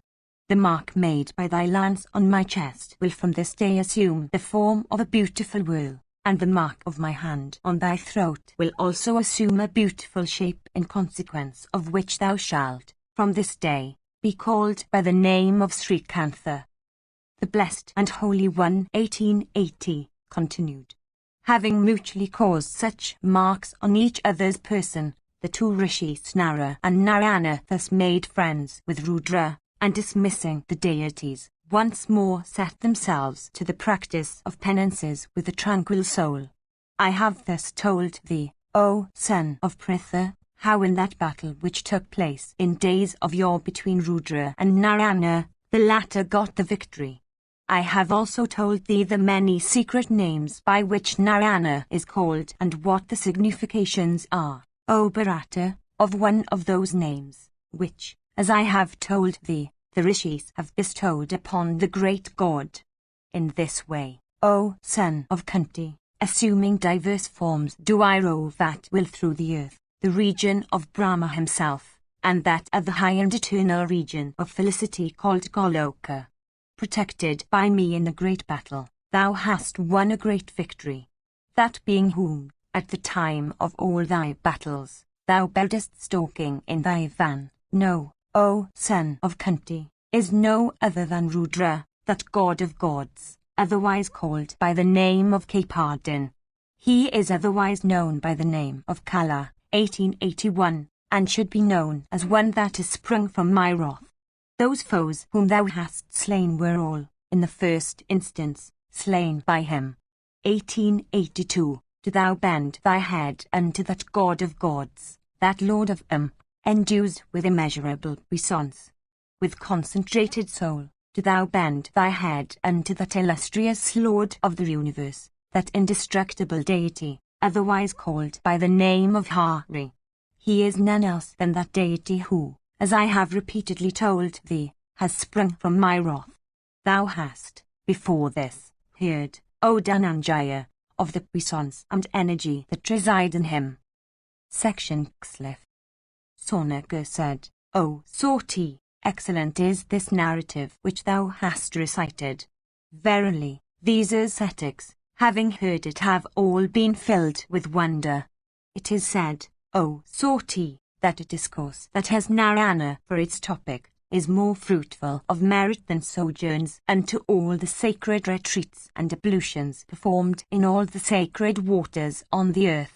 Having listened to this discourse of thine that has Narayana for its topic, that is sacred and capable of cleansing one of every sin, all of us have certainly become holy. Adored of all the worlds, that illustrious and foremost of deities is incapable of being beheld by the deities with Brahma numbering among them and all the rishis. That Narada was able to obtain a sight of the god Narayana, otherwise called Hari, was due, O son of Suta, to the special grace of that divine and puissant Lord. When, however, the celestial Rishi Narada had succeeded in obtaining a sight of the Supreme Lord of the universe, residing in the form of Aniruddha, why did he again proceed so quickly, to the retreat of Vadari on the breast of Himavat, for beholding those two foremost of godly of rishis, viz., Nara and Narayana. Do you, O Soti, tell us the reason of such conduct on the part of Narada?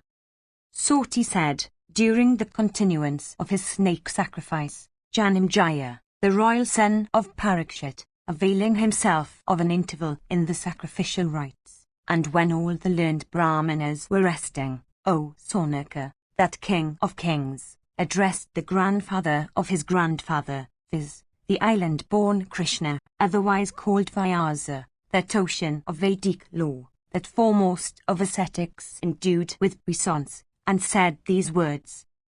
Janamejaya said, after the celestial rishi Narada had returned from White Island, reflecting, as he came, on the words spoken to him by the holy Narayana, what indeed did the great ascetic next do? Arrived at the retreat known by the name of Vadari on the breast of the Himvat mountains, and seeing the two rishis Nara and Narayana who were engaged in severe austerities at that spot, how long did Narada dwell there, and what were the topics of conversation between him and the two rishis? This discourse on Narayana, that is really a notion of knowledge, has been raised by thy intelligent self by churning that vast history called Bharata, which consists of 100,000 verses.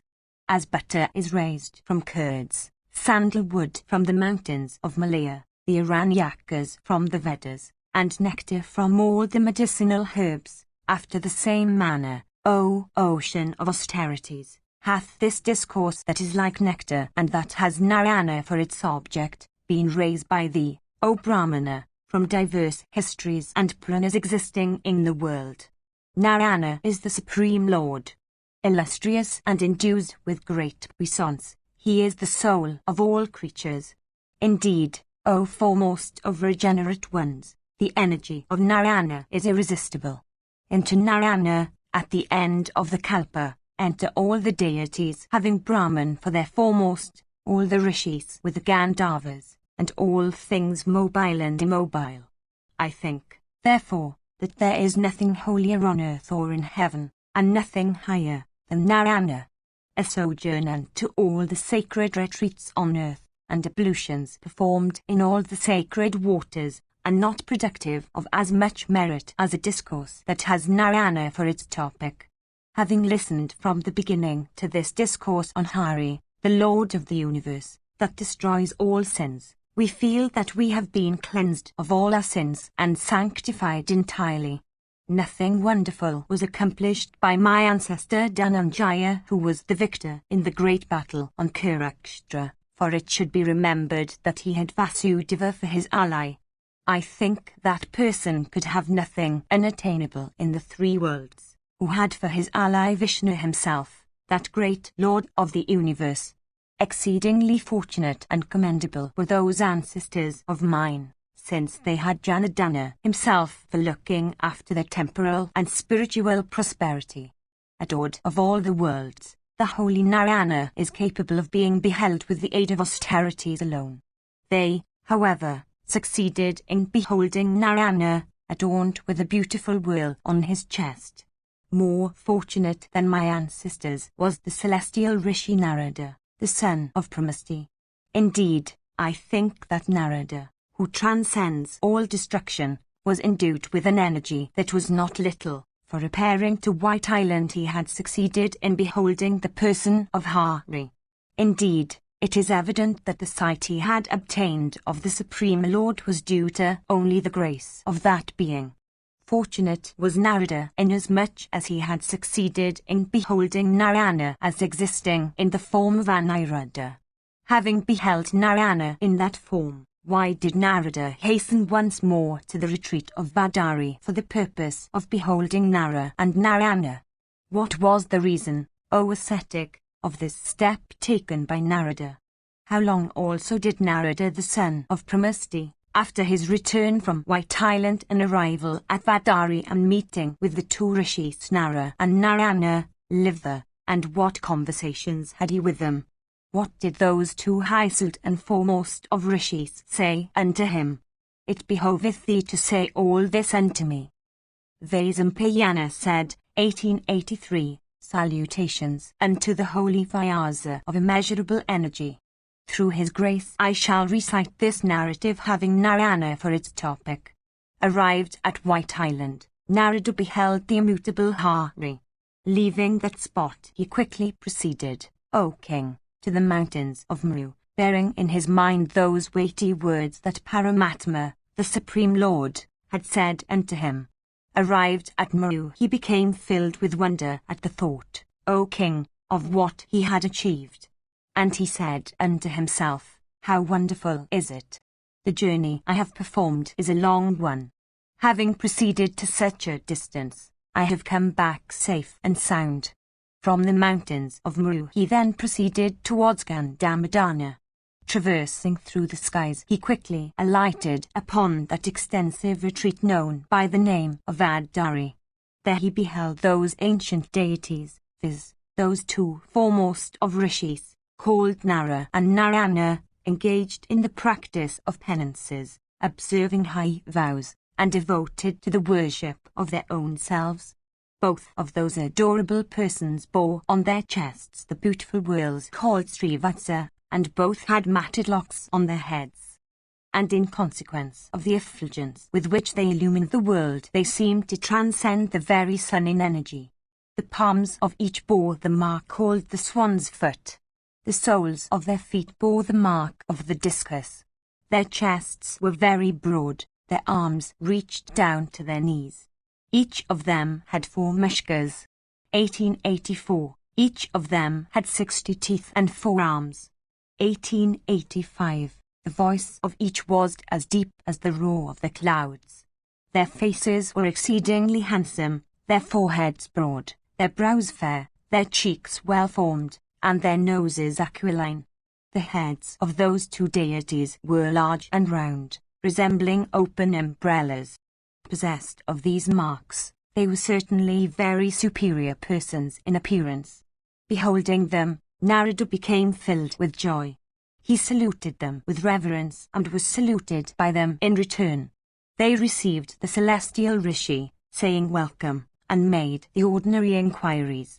Beholding those two foremost of beings, Narada began to reflect within himself. These two foremost of rishis seemed to be very like, in appearance, and to those rishis respected by all, whom I have seen in White Island. Thinking in this way, he circumambulated them both and then sat down on the excellent seat made of kusa grass that had been offered unto him. After this, those two rishis that were the abode of penances, of famous achievements, and of energy, and were endued with tranquility of heart and self-restraint, went through their morning rites. They then, with controlled hearts, worshipped Narada with water to wash his feet and the usual ingredients of the arghya. Having finished their morning rites and the observances necessary for receiving their guest, they sat down on 2 seats made of wooden planks. 1886. When those two rishis took their seats, that place began to shine with peculiar beauty, even as the sacrificial altar shines with beauty in consequence of the sacred fires when libations of clarified butter are poured upon them. Then Narayana, seeing Narad refreshed from fatigue and seated at his ease and well pleased with the rites of hospitality he had received, addressed him, saying these words. Nara and Narayana said, Hast thou seen in White Island the Paramatma, Supreme Soul, who is eternal and divine, and who is the high source whence we have sprung? Narada said, I have seen that beautiful being who is immutable and who has the universe for his form. In him dwell all the worlds, and all the deities with the rishis. Even now I behold that immutable being, in beholding you too. Those marks and indications that characterize Hari himself of undisplayed form, characterize you too that are endued with forms displayed before the senses. 1887. Verily, I behold both of you by the side of that great God. Dismissed by the Supreme Soul, I have today come hither. In energy and fame and beauty, who else in the 3 worlds can equal him than you two that have been born in the race of Dharma? He has told me the entire course of duties having reference to Krishna. He has also told me of all those incarnations which he will, in the future, have in this world. The inhabitants of White Island, whom I have seen, are all divested of the 5 senses that are owned by ordinary persons. All of them are of awakened souls, endued as they are with true knowledge. They are, again, entirely devoted to the foremost of beings, viz., the Supreme Lord of the universe. They are always engaged in worshipping that great deity, and the latter always sports with them.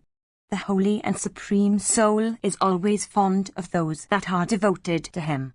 He is fond also of the regenerate ones. Always fond of those that are devoted to him, he sports with those worshippers of his. Enjoyer of the universe, pervading everything, the illustrious Madhava is ever affectionate towards his worshippers. He is the actor, he is the cause, and he is the effect. He is endued with omnipotence and immeasurable splendor. He is the cause whence all things spring. He is the embodiment of all the scriptural ordinances. He is the embodiment of all the topics. He is possessed of great fame. Uniting himself with penances, he has illumined himself with a splendor that is said to represent an energy that is higher than what occurs in White Island. Of soul cleansed by penances, he has ordained peace and tranquility in the 3 worlds. With such an auspicious understanding, he is engaged in the observance of a very superior vow which is the embodiment of holiness. That realm where he resides, engaged in the austerest penances, the sun does not warm and the moon does not shine, though the wind does not blow. Having constructed an altar measuring 8 fingers' breadth, the illustrious creator of the universe is practicing penances there, standing on 1 foot, with arms upraised, and with face directed towards the east, reciting the Vedas with their branches. He is engaged in practicing the severest austerities. Whatever libations of clarified butter or meat are poured on the sacrificial fire according to the ordinances of Brahma, by the rishis, by Pasupati himself, by the rest of the principal deities, by the Daityas, the Danavas, and the Rakshasas, all reach the feet of that great divinity. Whatever rites and religious acts are performed by persons whose souls are entirely devoted to him, are all received by that great deity on his head. No one is dearer to him in the 3 worlds than those persons that are awakened and possessed of high souls. Dearer even than those persons is one that is entirely devoted to him. Dismissed by him who is the Supreme Soul, I am coming here. This is what the illustrious and holy Hari has himself said unto me.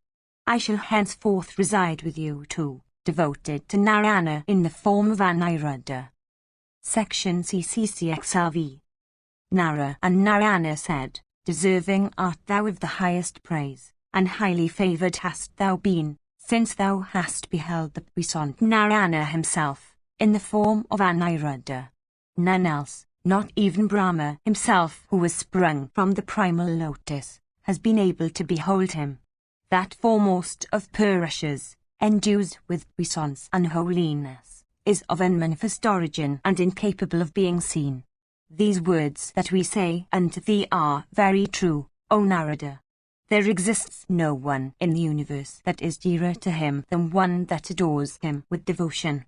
It is for this, O best of regenerate ones, that he showed himself unto thee. No one can repair to that realm where the Supreme Soul is engaged in the observance of penances, except we two, O foremost of regenerate persons. In consequence of that spot being adorned by him, its splendor resembles the effulgence of 1,000 suns collected together. 1888. From that illustrious being, O Brahmana, from him who is the origin of the creator of the universe, O foremost of all persons endued with forgiveness, springs the attribute of forgiveness which attaches to the earth. 1889. It is from that illustrious being who seek the welfare of all beings, that rasa, taste, hath arisen. The attribute of Rasa attaches to the waters which are, again, liquid. It is from him that heat or light having the attribute of form or vision has arisen. It attaches itself to the sun, in consequence of which the sun becomes able to shine and give heat. It is from that illustrious and foremost of beings that touch also has arisen. It is attached to the wind, in consequence of which the wind moves about in the world, producing the sensation of touch. It is from that puissant Lord of the entire universe that sound has arisen. It attaches to space, which, in consequence thereof, exists uncovered and unconfined. It is from that illustrious being that mind, which pervades all beings, has arisen. It attaches to Chandramas, in consequence of which Chandramas comes to be invested with the attribute of displaying all the things. That spot with the divine Narayana, that partaker of the libations and other offerings made in sacrifices, resides with knowledge alone for his companion, has in the Vedas been called by the name of the productive cause of all things, or Saturday 1890, the path that is theirs, O foremost of regenerate persons, that are stainless and that are freed from both virtue and sin, is fraught with auspiciousness and felicity. Aditya, who is the dispeller of the darkness of all the worlds, is said to be the door through which the emancipate must pass. Entering Aditya, the bodies of such persons become consumed by his fire. They then become invisible, for after that they cannot be seen by anybody at any time. Reduced into invisible atoms, they then enter Narayana in manifested form, and residing in the middle of the region covered by Aditya, into the form of Aniruddha. Losing all physical attributes and being altogether and transformed into mind alone, they then enter into Pradama. Passing out of Pradama, those foremost of regenerate persons, including both those that are conversant with Sankhya philosophy and those that are devoted to the Supreme Deity, then enter Sankhasana, who is otherwise called Jiva. After this, divested of the three primal attributes of Sattva, Rajas, and Tamas, those foremost of regenerate beings quickly enter the Paramatma, Supreme Soul, otherwise called Kshajna, and which itself transcends the three primal attributes. Know that Vasudeva is he when called Kshajna. Verily shouldst thou know that Vasudeva is the abode or original refuge of all things in the universe. Only they whose minds are concentrated, who are observant of all kinds of restraint, whose senses are controlled, and who are devoted to one, succeed in entering Vasudeva. We too, O foremost of regenerate ones, have taken birth in the house of Dharma. Residing in this delightful and spacious retreat, we are undergoing the austerest penances. We are thus engaged, O regenerate one, being moved by the desire of benefiting those manifestations of the Supreme Deity, dear to all the celestials, that will occur in the three worlds, for achieving diverse feats that are incapable of being achieved by any other being, in accordance with such ordinances as are uncommon and as apply to us two only, O best of regenerate persons. We are duly observing all excellent and high vows fraught with the austerest penances. Thou, O celestial Rishi, endued with wealth of penances, wert beheld by us in White Island when thou wert there. Having met with Narayana, thou hast made a particular resolution, which is known to us. In the three worlds consisting of mobile and immobile beings, there is nothing that is unknown to us. Of good or evil that will occur or has occurred or is occurring, that God of gods, O great ascetic, has informed thee. Vaisampayana continued, having heard these words of Nara and Narayana, both of whom were engaged in the practice of the austerest penances. The celestial Rishi Narada joined his hands in reverence and became entirely devoted to Narayana. He employed his time in mentally reciting, with due observances, innumerable sacred mantras that are approved by Narayana, worshipping the Supreme Deity Narayana, and adoring those two ancient rishis also that has taken birth in the house of Dharma, the illustrious Rishi Narada, endued with great energy, continued to reside, thus employed, in that retreat, called Vadari, on the breast of Himavat, belonging to Nara and Narayana, for 1,000 years as measured by the standard of the celestials. Section Xlvi. Vaisampayana said, on one occasion, while residing in the retreat of Nara and Narayana, Narada the son of Pramasti, having duly accomplished the rites and observances in honor of the deities, set himself to perform thereafter the rites in honor of the Pitris. Beholding him thus prepared, the eldest son of Dharma, viz., the puissant Nara, addressed him, saying, Whom art thou worshipping, O foremost of regenerate persons, by these rites and observances in connection with the deities and the Pitris? O foremost of all persons endued with intelligence, tell me this, agreeably to the scriptures. What is this that thou art doing? What also are the fruits desired by thee of those rites thou hast addressed thyself in performing? Narada said, Thou saidst unto me on the former occasion that rites and observances in honor of the deities should be accomplished. Thou saidst that the rites in honor of the deities constitute the highest sacrifice and are equivalent to the worship of the eternal Supreme Soul.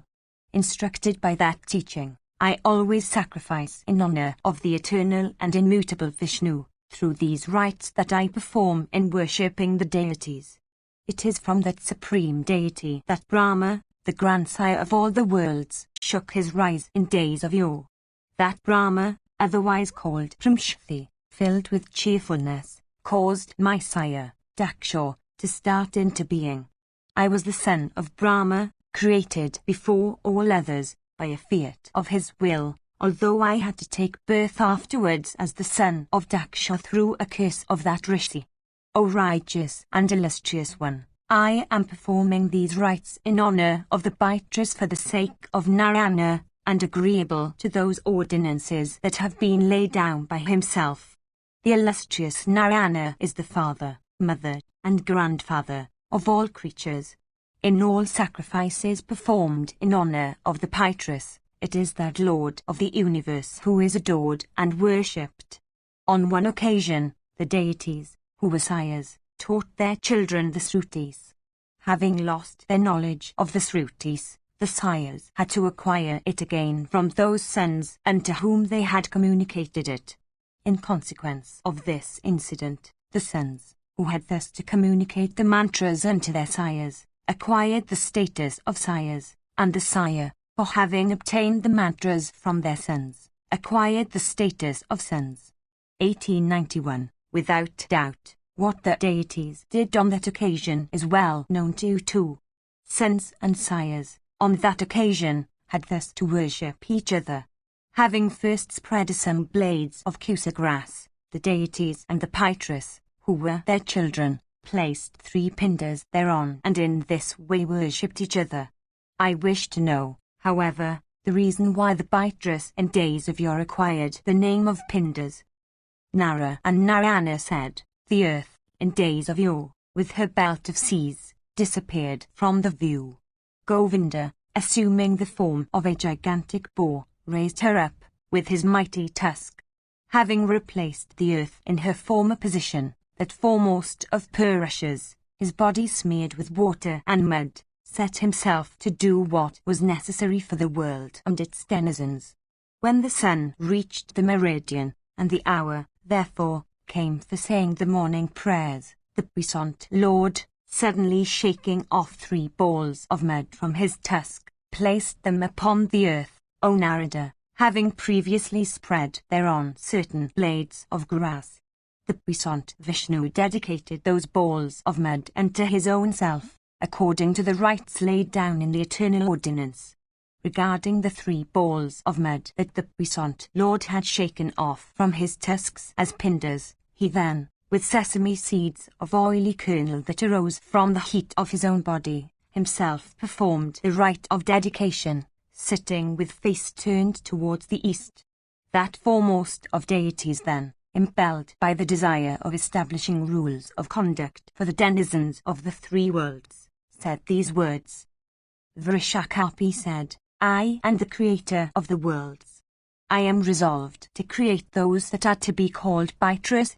Saying these words, he began to think of those high ordinances that should regulate the rites to be gone through in honor of the Pitras. While thus engaged, he saw that the 3 balls of mud, shaken off his tusk, had fallen towards the south. He then said unto himself, these balls, shaken off my tusk, have fallen on the earth towards the southern direction of his surface. Led by this, I declare that these should be known henceforth by the name of Pitras. Let these 3 that are of no particular shape, and that are only round, come to be regarded as Pitras in the world.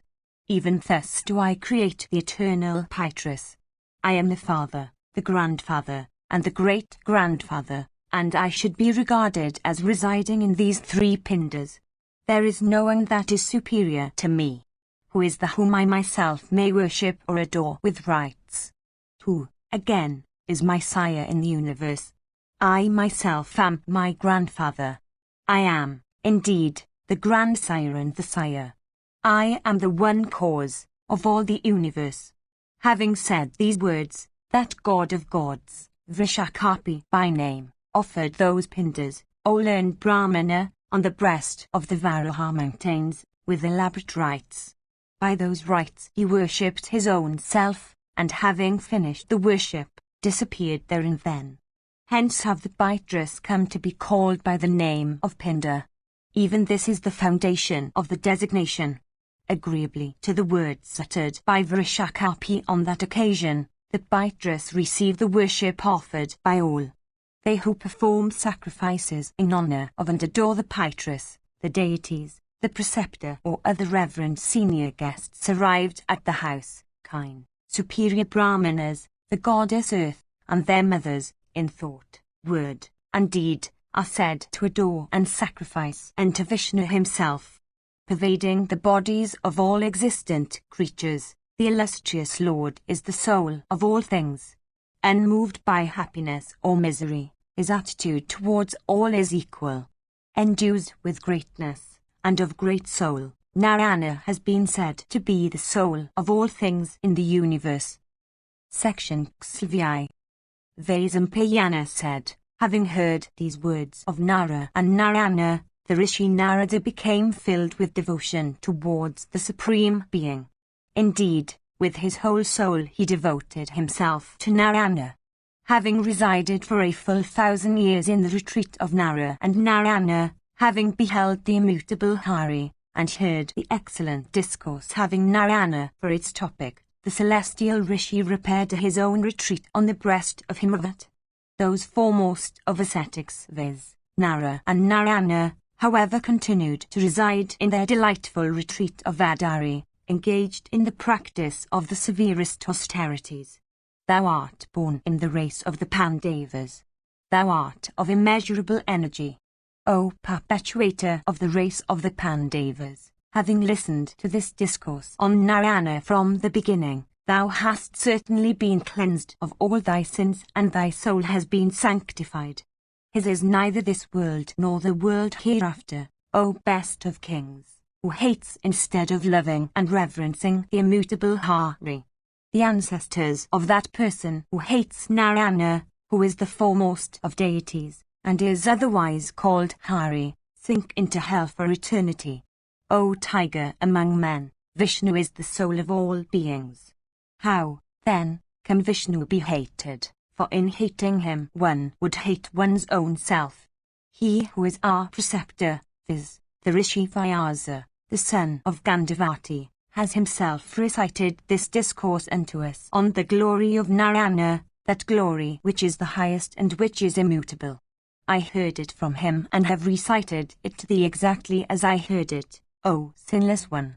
This cult, with its mysteries and its abstract of details, was obtained by Narada, O king, from that Lord of the universe, viz., Narayana himself. Even such are the particulars of this great cult. I have, before this, O foremost of kings, explained it to thee in the Hari Gita, with a brief reference to its ordinances.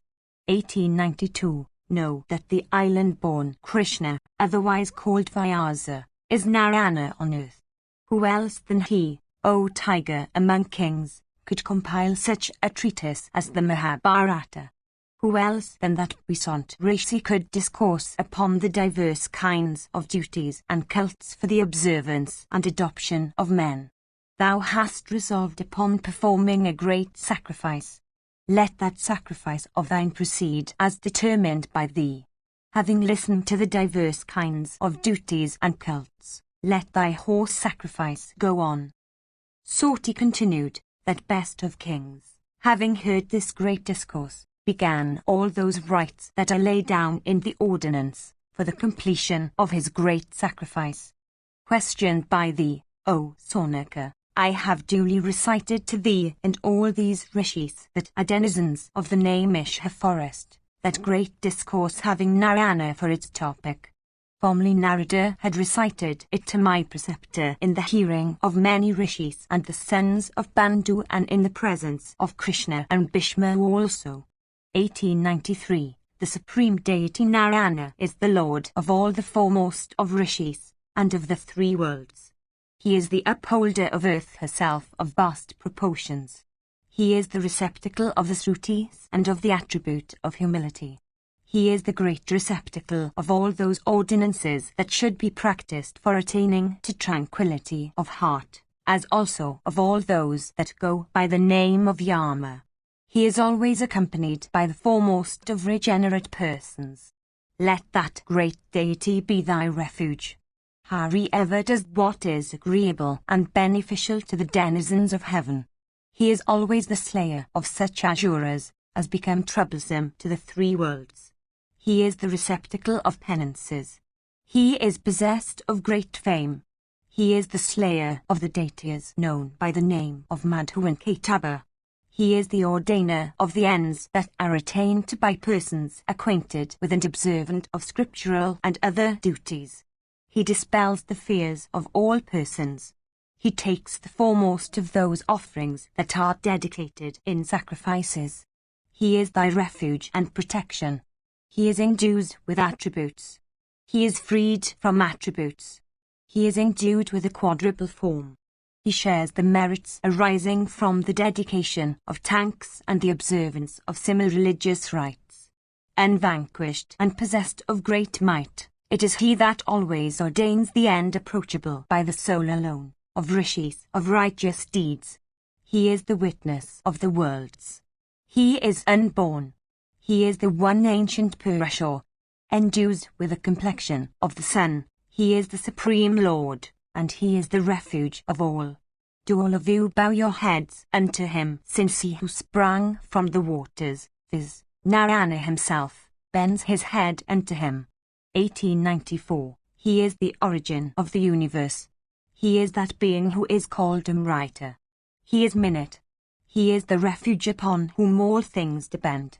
He is the one being to whom the attribute of immutability attaches.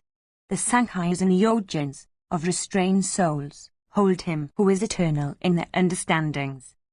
Section Xlvi. Janamjaya, Sikh, said, I have heard from thee the glory of the divine and supreme soul. I have heard also of the birth of the supreme deity in the house of Dharma, in the form of Nara and Narayana.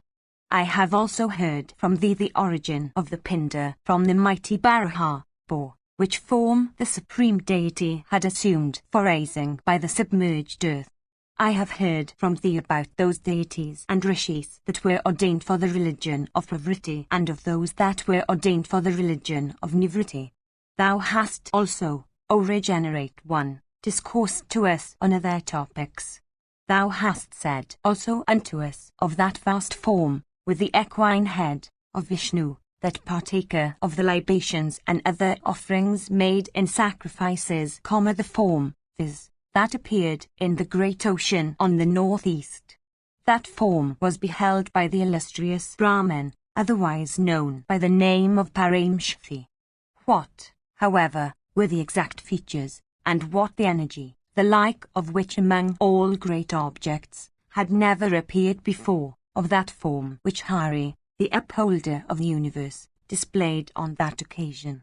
What did Brahman do, O ascetic, after having seen that foremost of deities, him whose likeness had never been seen before, him who was of immeasurable energy, him who had the equine head, and him who was sacredness itself?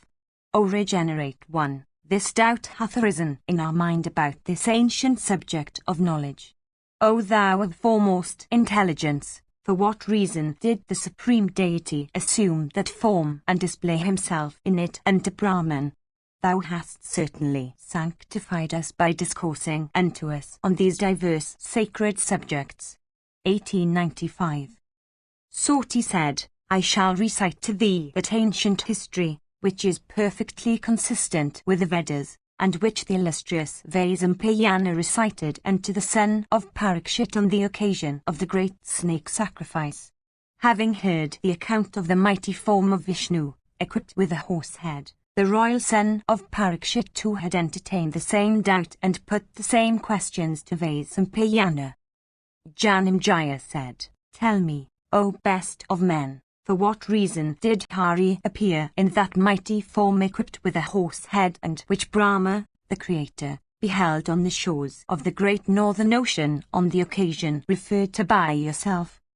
Vaisampayana said, All existent objects, O king, in this world, are the result of a combination of the 5 primal elements, a combination due to the intelligence of the Supreme Lord.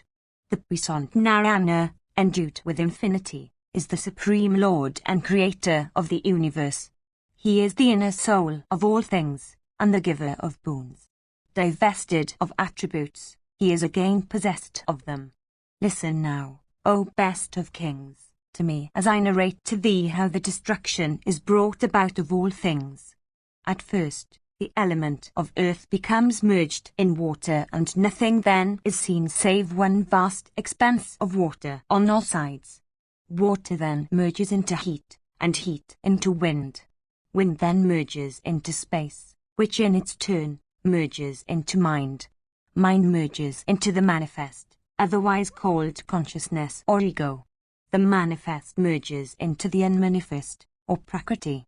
The unmanifest, or prakriti, merges into Purusha, Jivatman, and Purusha merges into the Supreme Soul, or Brahman. Then darkness spreads over the face of the universe, and nothing can be perceived. From that primal darkness arises Brahma, endued with the principle of creation. Darkness is primeval and fraught with immortality. Brahma that arises from primeval darkness develops, by its own potency, into the idea of the universe, and assumes the form of Purusha. Such Purusha is called Aniruddha. Divested of sex, it is called otherwise by the name of Pradhana, supreme or primary. That is also known by the name of manifest, or the combination of the triple attribute, O best of kings. He exists with knowledge alone for his companion. That illustrious and puissant being is otherwise called by the name of Viswaksan Hari. Yielding to yoga sleep, he lays himself down on the waters. He then thinks of the creation of the universe of diversified phenomena and fraught with immeasurable attributes. While engaged in thinking of creation, he recollects his own high attributes. From this springs the 4-faced Brahma representing the consciousness of Aniruddha. The illustrious Brahma, otherwise called Hiranyagarbha, is the grandsire of all the worlds. Endued with eyes like lotus petals, he takes birth within the lotus that springs from the navel of Aniruddha. Seated on that lotus, the illustrious, puissant, and eternal Brahma of wonderful aspect saw that the waters were on all sides. Adopting the attribute of Sattva Brahma, otherwise called Paramshakti, then commenced to create the universe. In the primeval lotus that was endued with the effulgence of the sun, 2 drops of water had been cast by Narayana that were fraught with great merit. The illustrious Narayana, without beginning and without end, and transcending destruction, cast his eyes on those 2 drops of water. One of those 2 drops of water, of very beautiful and bright form, looked like a drop of honey. From that drop sprang, at the command of Narayana, a daitya of the name of Mad, who made up of the attribute of dharmas, dones. The other drop of water within the lotus was very hard. From it sprang the daitya Ketaba, made up of the attribute of rajas. Endued thus with the attributes of tamas and rajas, the two daityas possessed of might and armed with maces, immediately after their birth, began to rove within that vast primeval lotus. They beheld within it Brahma of immeasurable effulgence, engaged in creating the four Vedas, each endued with the most delightful form. Those two foremost of Asuras, possessed of bodies, beholding the four Vedas, suddenly seized them in the very sight of their creator. The two mighty Danavas, having seized the eternal Vedas, quickly dived into the ocean of waters which they saw and proceeded to its bottom. Seeing the Vedas forcibly taken away from him, Brahma became filled with grief. Robbed of the Vedas in this way, Brahma then addressed the Supreme Lord in these words. Brahma said, "The Vedas are my great eyes. The Vedas are my great strength. The Vedas are my great refuge. The Vedas are my high Brahman. All the Vedas, however, have been forcibly taken away from me by the two Danavas. Deprived of the Vedas, the worlds I have created have become enveloped in darkness. Without the Vedas, beside me, how shall I succeed in causing my excellent creation to start into existence? Alas, great is the grief I suffer in consequence of the loss of the Vedas, through such agency. My heart is very much pained. It has become the abode of a great sorrow. Who is there that will rescue me from this ocean of grief in which I am sunk for the loss I have endured? Who is there that will bring me the Vedas I have lost? Who is there that will take compassion on me?" While Brahma was uttering these words, "O best of kings," the resolution suddenly arose in his mind, "O foremost of intelligent persons," for hymning the praises of Hari in these words. The puissant Brahma then, with hands joined in reverence, and seizing the feet of his progenitor, sang this highest of hymns in honor of Narayana. Brahma said, "I bow to thee, O heart of Brahman. I bow to thee that hast been born before me. Thou art the origin of the universe. Thou art the foremost of all abodes. Thou, O puissant one, art the ocean of yoga with all its branches. Thou art the creator of both what is manifest and what is unmanifest. Thou treadest along the path whose auspiciousness is of inconceivable extent. Thou art the consumer of the universe. Thou art the antaralok, inner soul, of all creatures. Thou art without any origin. Thou art the refuge of the universe. Thou art self-born, for origin thou hast none that is not thyself. As regards myself, I have sprung through thy grace. From thee have I derived my birth. My first birth from thee, which is regarded sacred by all regenerate persons, was due to a fiat of thy mind. My second birth in days of yore was from thy eyes. Through thy grace, my third birth was from thy speech. My fourth birth, O puissant Lord, was from thy ears. My fifth birth, excellent in all respects, was from thy nose, O Lord. My sixth birth was, through thee, from an egg. This is my seventh birth. It has occurred, O Lord, within this lotus, and it is meant to stimulate the intellect and desires of all the beings. At each creation I take birth from thee as thy son, O thou that art divested of the three attributes. Indeed, O lotus-eyed one, I take birth as thy eldest son, made up of Sattva, the foremost of three attributes. Thou art endued with that nature which is supreme. Thou springest from thyself. I have been created by thee. The Vedas are my eyes. Hence, I transcend time itself. Those Vedas, which constitute my eyes, have been taken away from me. I have, therefore, become blind. Do thou awake from this yoga sleep. Give me back my eyes. I am dear to thee and thou art dear to me." Thus praised by Brahma, the illustrious Purusha, with face turned towards every side, then shook off his slumber, resolved to recover the Vedas from the deities that had forcibly snatched them away. Applying his yoga puissance, he assumed a second form. His body, equipped with an excellent nose, became as bright as the moon. He assumed an equine head of great effulgence, which was the abode of the Vedas. The firmament, with all its luminaries and constellations, became the crown of his head.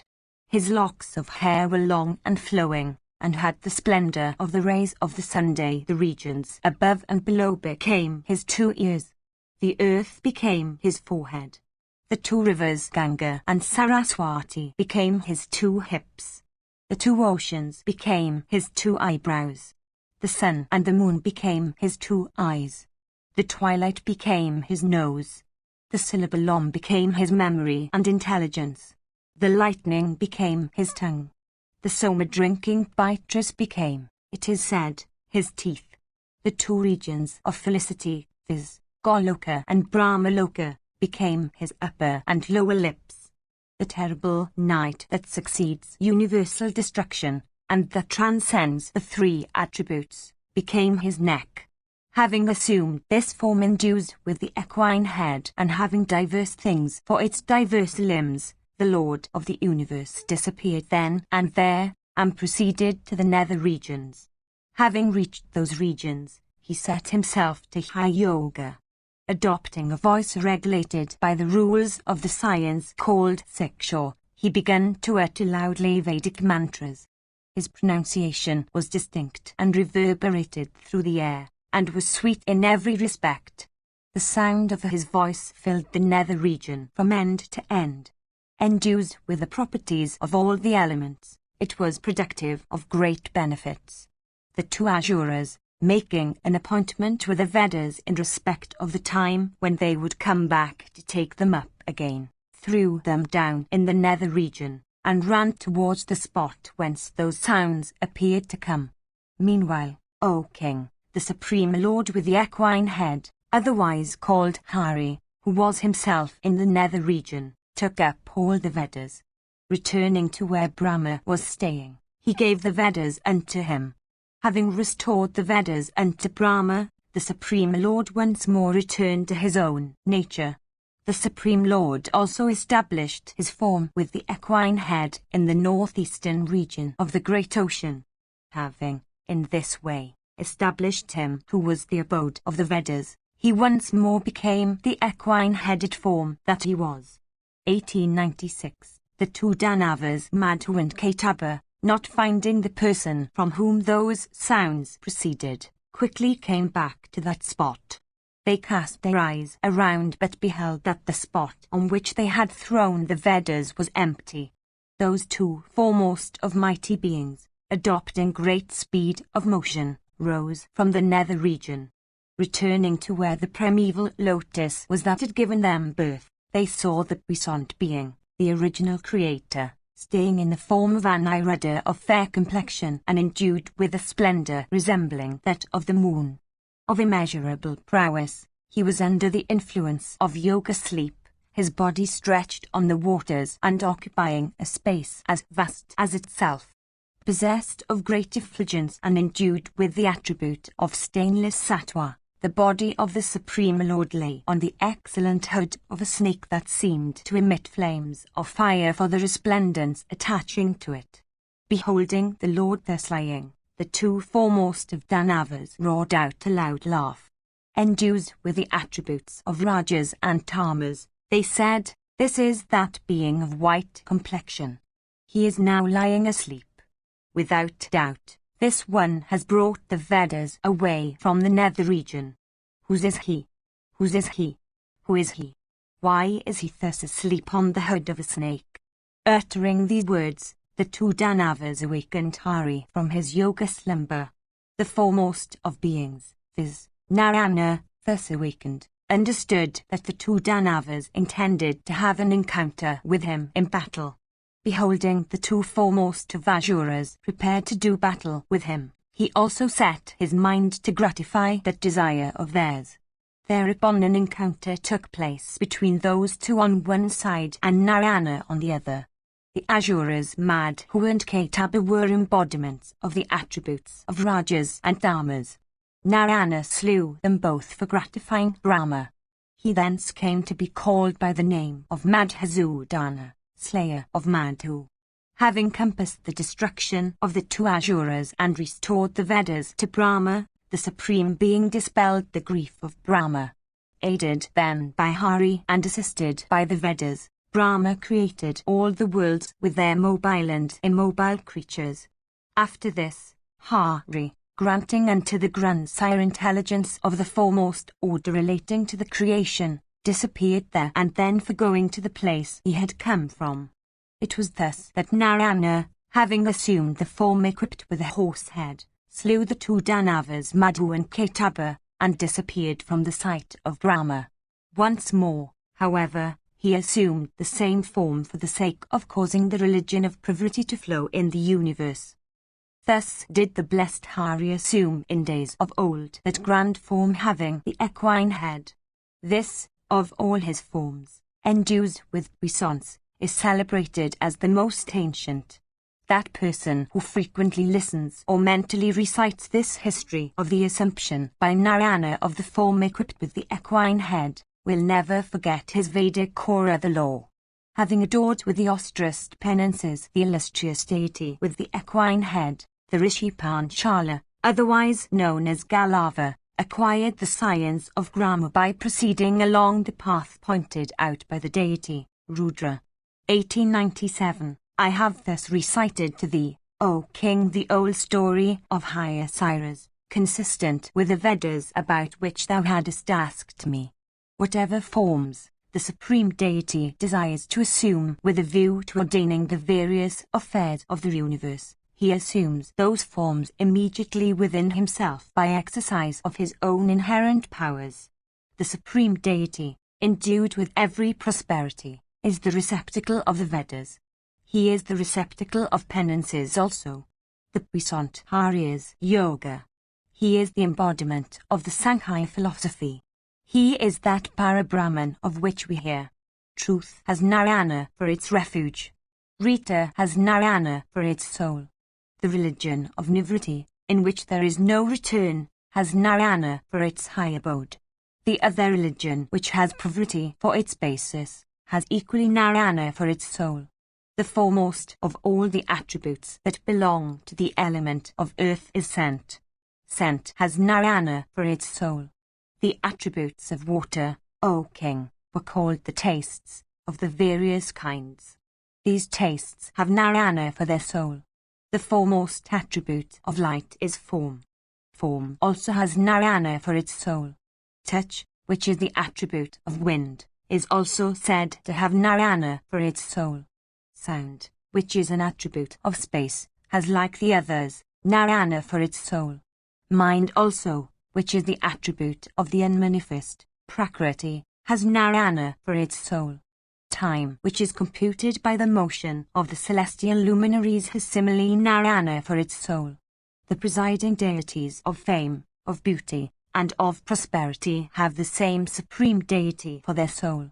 Both the Sankhya philosophy and yoga have Narayana for their soul.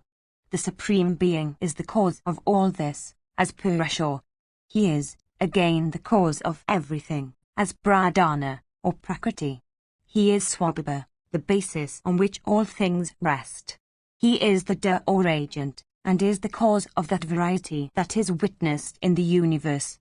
He is the diverse kinds of energy that act in the universe. In these 5 ways he is that all-controlling invisible influence of which people speak. Those employed in investigating the several topics of inquiry with the aid of such reasons as are of wide application, regard Hari to be identical with the 5 reasons adverted to above and as the final refuge of all things. Indeed, the puissant Narayana, endued with the highest yoga puissance, is the one topic of inquiry. The thoughts of the denizen of all the worlds, including Brahma and the high Sudrishis, of those that are Sankhyas and Yojans, of those that are Yatis, and of those, generally, that are conversant with the soul are fully known to Kusava, but none of these can know what his thoughts are. Whatever acts are performed in honor of the gods or the Pitras, whatever gifts are made, whatever penances are performed, have Vishnu for their refuge, who is established upon his own supreme ordinances. He is named Vasudeva because of his being the abode of all creatures. He is immutable. He is supreme. He is the foremost of rishis. He is endued with the highest puissance. He is said to transcend the three attributes. As time, which runs smoothly without any sign, assumes indications when it manifests itself in the form of successive seasons, even so he, though really divested of attributes, for manifesting himself. Even they that are high soul do not succeed in understanding his motions. Only those foremost of rishis that have knowledge of their souls succeed in beholding in their hearts that Purusha who transcends all attributes. Section 6.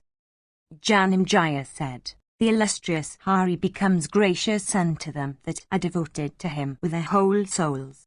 He accepts also all worship that is offered to him agreeably to the ordinance of those persons that have burned off their fuel, 1898, and that are divested of both merit and demerit, that have attained the knowledge as handed down from preceptor to preceptor. Such persons always attain to that end which is called the fourth, viz., the essence of the Purushottama or Vasudeva, 1899 through the three others. Those persons, however, that are devoted to Narayana with their whole souls at once attain to the highest end. 1900. Without doubt, the religion of devotion seems to be superior to that of knowledge, and is very dear to Narayana. These, without going through the three successive stages of Aniruddha, Pradama, and Sankarsana, at once attain to the immutable Hari. The end that is attained by Brahmanas, who, attending to due observances, study the Vedas with the Upanishads according to the rules laid down for regulating such study, and by those that adopt the religion of Yatis, is inferior, I think, to that attained by persons devoted to Hari with their whole souls. Who first promulgated this religion of devotion? Was it some deity or some rishi that declared it? What are the practices of those that are said to be devoted with their whole souls? When did those practices begin? I have doubts on these topics. Do thou remove those doubts. Great is my curiosity to hear thee explain the several points. 1901. Vaisampayana said, when the diverse divisions of the Pandava and the Kuru armies were drawn up in the array for the battle, and when Arjuna became chiefless, the Holy One himself explained the question of what is the end and what is not the end attained by persons of different characters. I have before this recited to thee the words of the Holy One. The religion preached by the Holy One on that occasion is difficult of comprehension. Men of uncleansed souls cannot apprehend it at all. Having created this religion in days of yore, viz., in the Krita age, in perfect consonance with the Samans, it is born, O King, by the Supreme Lord, viz., Narayana, himself. This very topic was raised by the highly blessed Partha to Narada, for the latter's discourse, in the midst of the rishis and in the presence of Krishna and Bhishma. My preceptor, viz., the island-born Krishna, heard what Narada said. Receiving it from the celestial rishis, O best of kings, my preceptor imparted it to me in exactly the same way in which he had obtained it from the celestial rishi. I shall now recite it to thee, O monarch, in the same way as it has been received from Narada. Listen, therefore, to me. In that kalpa when Brahma the Creator, O King, shook his birth in the mind of Narayana and issued from the latter's mouth, Narayana himself performed, O Bharata, his Deva and Patra rites in accordance with this religion. Those rishis that subsist upon the froth of water then obtained it from Narayana. From the froth-eaten rishis, this religion was obtained by those rishis that go by the name of Vyakarnases. From the Vyakarnases, Shoma got it. Afterwards, it disappeared from the universe. After the second birth of Brahma, viz., when he sprang from the eyes of Narayana, O king, the grandsire, that is, Brahma, then received this religion from Shoma. Having received it thus, Brahma imparted this religion, which has Narayana for its soul, unto Rudra. In the Krita age of that ancient Kalpa, Rudra, devoted to yoga, O monarch, communicated it to all those rishis that are known by the name of Likaliyas. Through the illusion of Narayana, it once more disappeared from the universe. In the third birth of Brahma, which was due to the speech of Narayana, this religion once more sprang up, O king, from Narayana himself. Then a rishi of the name of Supana obtained it from that foremost of beings. The rishi Supana used to recite this excellent religion, this foremost of cults, 3 times during the day. In consequence of this, it came to be called by the name of Drisopana in the world. This religion has been referred to in the Rig Veda. The duties it inculcates are exceedingly difficult of observance. From the Rishi Supana, this eternal religion was obtained, O foremost of men, by the god of wind, that sustainer of the lives of all creatures in the universe. The god of wind communicated it unto such rishis as subsist upon what remains of sacrificial offerings after feeding guests and others. From those rishis this excellent religion was obtained by the great ocean. It once more disappeared from the universe and became merged into Narayana. In the next birth of the high-souled Brahman, when he sprang from the ear of Narayana, listen, O chief of men, to what happened in that Kalpa. The illustrious Narayana, otherwise called Hari, when he resolved upon creation, thought of a being who would be puissant enough to create the universe. While thinking of this, a being sprang from his ears competent to create the universe. The Lord of all called him by the name of Brahma. Addressing Brahma, the supreme Narayana said unto him, Do thou, O son, create all kinds of creatures from thy mouth and feet. O thou of excellent vows, I shall do what will be beneficial for thee, for I shall impart to thee both energy and strength sufficient to render thee competent for this task. Do thou receive also from me this excellent religion known by the name of Satvata. Aided by that religion do thou create the Krita age and ordain it duly. Thus addressed, Brahma bowed his head unto the illustrious Hari, the god of the gods, and received from him that foremost of all cults with all its mysteries and its abstract of details, together with the Aranyakas Komavis, that cult, which sprang from the mouth of Narayana. Narayana then instructed Brahma of immeasurable energy in that cult, and addressing him, said, Thou art the creator of the duties that are to be observed in the respective yugas. Having said this unto Brahma, Narayana disappeared and proceeded to that spot which is beyond the reach of dharmas, where the unmanifest resides, and which is known by the men of acts without desire of fruits. After this, the boon-giving Brahma, the grandsire of the worlds, created the different worlds with their mobile and immobile creatures. The age that first commenced was highly auspicious and came to be called by the name of Krita. In that age, the religion of Sattva existed, pervading the entire universe. 1902, with the aid of that primeval religion of righteousness, Brahma, the creator of all the worlds, worshipped the Lord of all the deities, viz., the puissant Narayana, otherwise called Hari. Then for the spread of that religion and desirous of benefiting the worlds, Brahman instructed that Manu who is known by the name of Swarokish in that cult. Swarokish Manu, that Lord of all the worlds, that foremost of all persons endued with puissance, then cheerfully imparted the knowledge of that cult to his own son, O king, who was known by the name of Sankapada. The son of Manu, viz., Sankapada, communicated the knowledge of that to his own son Shubhanabha, who was the regent of the cardinal and subsidiary points of the compass. When, upon the expiration of the Krita Yuga, the traitor came, that cult once more disappeared from the world. In a subsequent birth of Brahman, O best of kings, viz., that which was derived from the nose of Narayana, O Bharata, the illustrious and puissant Narayana or Hari with eyes like lotus petals, himself sang this religion in the presence of Brahma. Then the son of Brahma, created by a fiat of his will, viz., Sanat Kumara, studied this cult. From Sanat Kumara, the Prajapati Vrina, in the beginning of the Great Age, O tiger among Kuras, obtained this cult. Vrina, having studied it in this way, taught it to the ascetic Ravya. Ravya, in his turn, imparted it to his son of pure soul, good vows, and great intelligence, viz., Kakshi, that righteous regent of the cardinal and subsidiary points of the compass.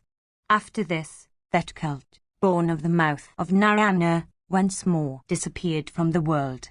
In the next birth of Brahma, viz., that which he was derived from an egg which sprang from Hari, this cult once more issued from the mouth of Narayana. It was received by Brahma, O king, and practiced duly in all its details by him. Brahma then communicated it, O monarch, to those rishis that are known by the name of Vahashada. From the Vahashadas it was obtained by a Brahmana well versed in the Samaveda, and known by the name of Jesthaya. And because he was well versed with the Samans, therefore was he known also by the name of Jesthaya Samavaratahari. 1903, from the Brahmana known by the name of Jesthaya, this cult was obtained by a king of the name of the Vikampana. After this, that cult, derived from the puissant Hari, once more disappeared from the world.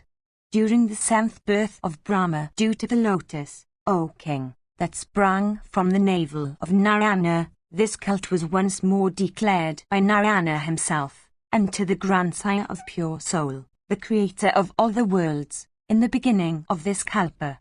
The grandsire gave it in days of yore to Daksha, one of his sons created by a fiat of his will.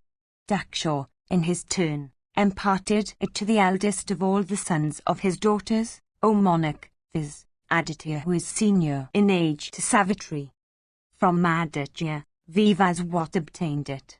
In the beginning of the Treta Yuga, Vivaswat imparted the knowledge of this cult to Manu. Manu, for the protection and support of all the worlds, then gave it to his son Ikshaku. 1904, promulgated by Ikshaku, that cult overspreads the whole world. When the universal destruction comes, it will once more return to Narayana and be merged in him.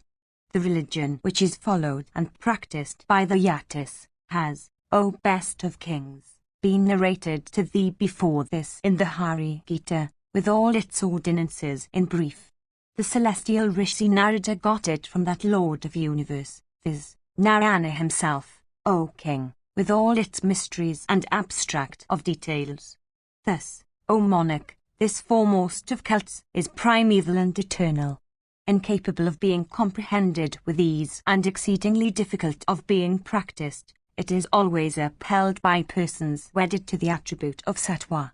It is by means of acts that are well performed and accomplished with a full knowledge of duties and in which there is nothing of injury to any creature, that Hari, the Supreme Lord, becomes gratified.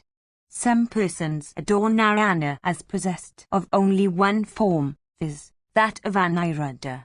Some adore him as endued with two forms, viz., that of Aniruddha and Pradima. Some adore him as having three forms, viz., Aniruddha, Pradima, and Sankarsana. A fourth class adore him as consisting of four forms, viz., Aniruddha, Pradima, Sankarsana, and Vasudeva. Hari is himself the Kshatrajna, soul. He is without parts, being ever full. He is the Jiva in all creatures, transcending the five primal elements. He is the mind, O monarch, that directs and controls the five senses. Endued with the highest intelligence, he is the ordainer of the universe, and the creator thereof. He is both active and inactive. He is both cause and the effect. He is the one immutable Purusha, who sports as he likes, O king.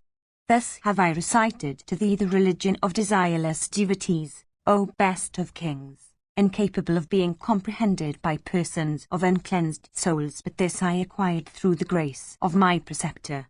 Persons are very rare, O king, that are devoted to Narayana with whole souls. If, O son of Kuru's race, the world had been full of such persons, that are full of universal compassion, that are endued with knowledge of the soul, and that are always employed in doing good to others, then the greater age would have set in. All men would have betaken themselves to the accomplishment of acts without desire of fruit. It was even in this way, O monarch, that foremost of regenerate persons, viz., the illustrious Vyasa, my preceptor, fully conversant with all duties, discoursed unto King Yudhishthira the just on this religion of devotion, in the presence of many rishis and in the hearing of Krishna and Bhishma. He had obtained it from the celestial rishi Narada, endued with wealth of penances. Those persons that are devoted to Narayana with their whole souls and are desireless succeed in attaining to the region of that highest of deities, identical with Brahma, pure in complexion, possessed of the effulgence of the moon and endued with immutability. Janamjaya said, I see that those regenerate persons whose souls have been awakened practice diverse kinds of duties.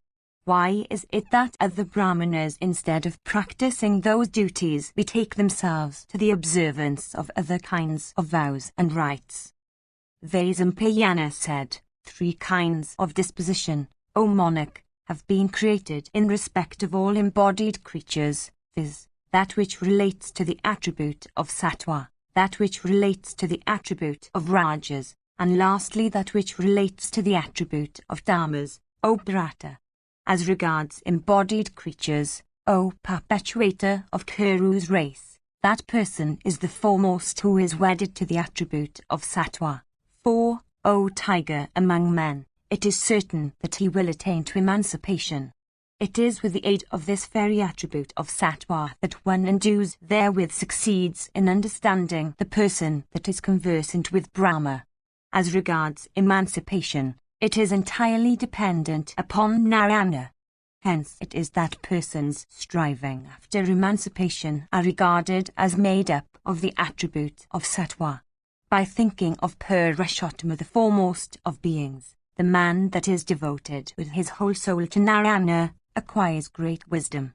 Those persons that are endued with wisdom, that have betaken themselves to the practices of Vyatis and the religion of emancipation, those persons of quenched thirst, always find that Hari favors them with the fruition of their desire.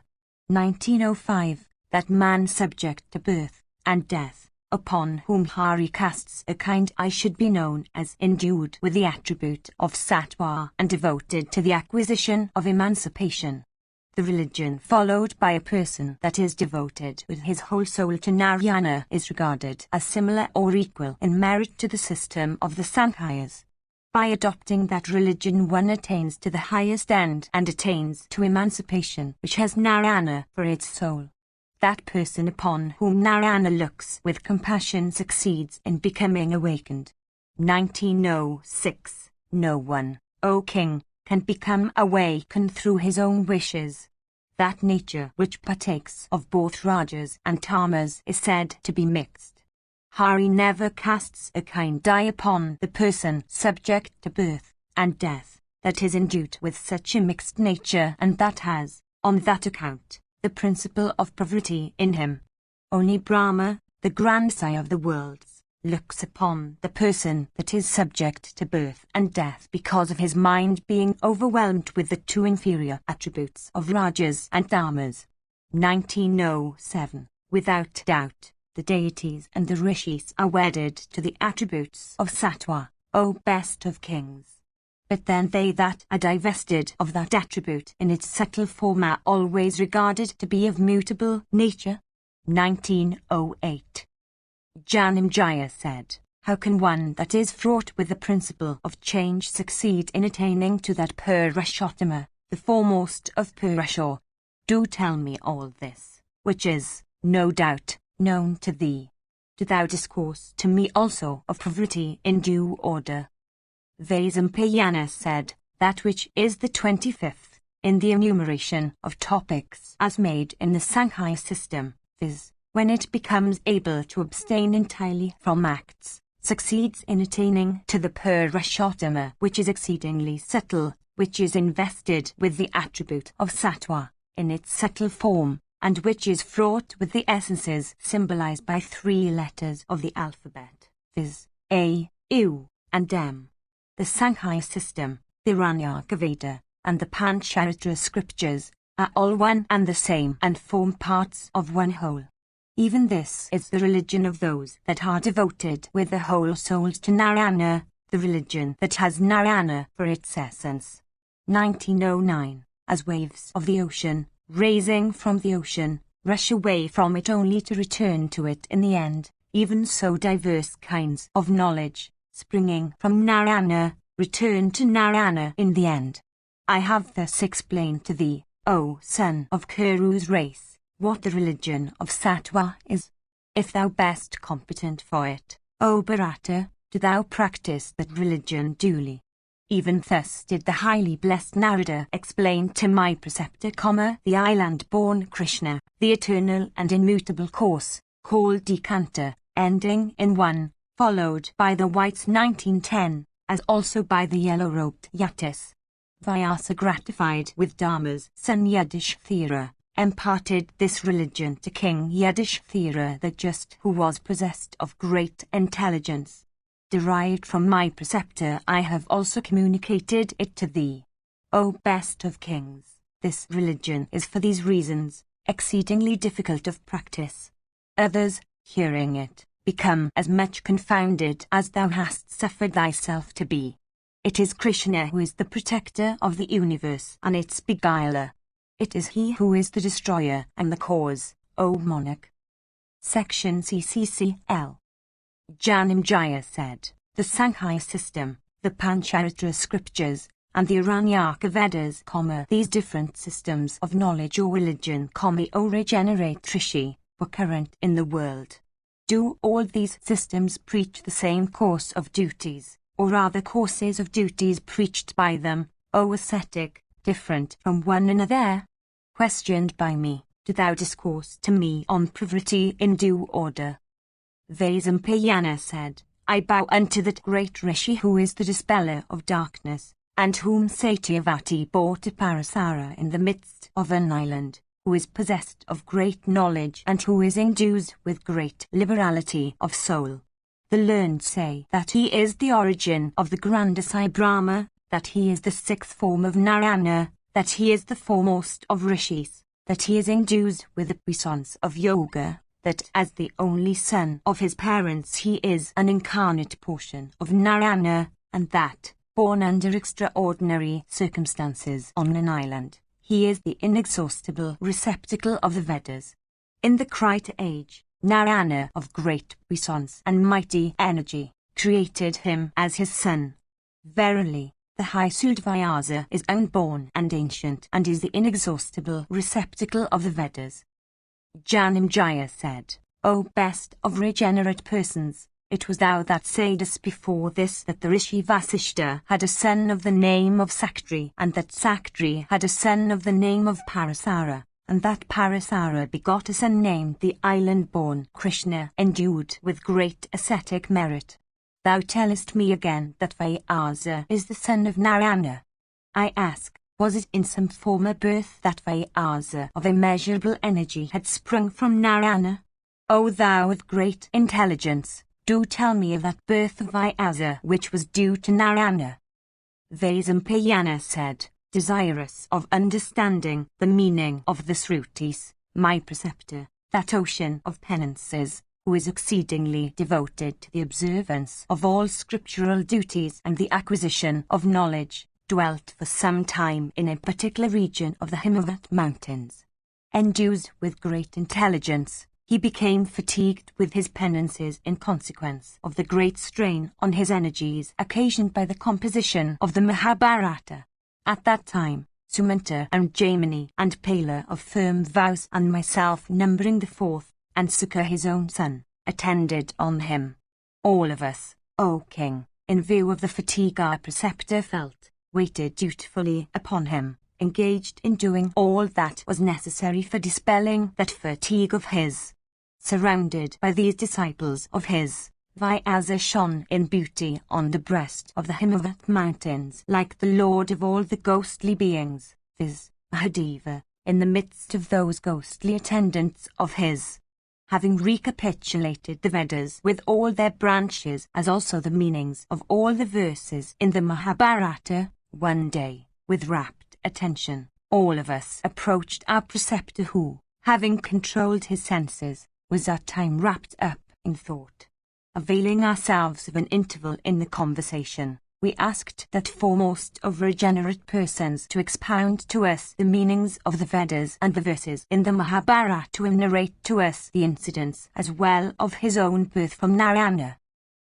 Conversant as he was with all topics of inquiry, he at first discoursed to us on the interpretations of the Srutis and the Mahabharata, and then set himself to narrate to us the following incidents relating to his birth from Narayana.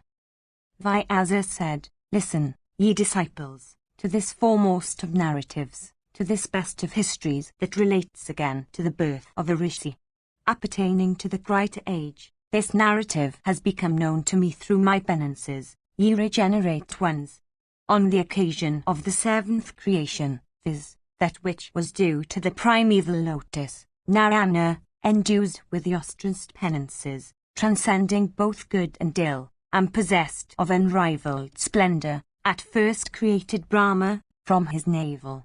After Brahma had started into birth, Narayana addressed him, saying, 'Thou hast sprung from my navel. Endued with puissance in respect of creation, do thou set thyself to create diverse kinds of creatures, rational and irrational.' Thus addressed by the author of his being, Brahma, with his mind penetrated by anxiety, felt the difficulty of his task and became unwilling to do what he was commenced to do. Bowing his head unto the boon-giving and illustrious Hari, the Lord of the universe, Brahma said these words unto him, I bow to thee, O Lord of the deities, but I ask what puissance have I to create diverse creatures? I have no wisdom. Do thou ordain what should be ordained in view of this. Thus addressed by Brahma, the Lord of the universe, viz., Narayana, disappeared there and then from Brahma's sight. The Supreme Lord, the God of gods, the chief of those endowed with intelligence, then began to think. The goddess of intelligence forthwith made her appearance before the puissant Narayana. Himself transcending all yoga, Narayana then, by dint of yoga, applied the goddess of intelligence properly.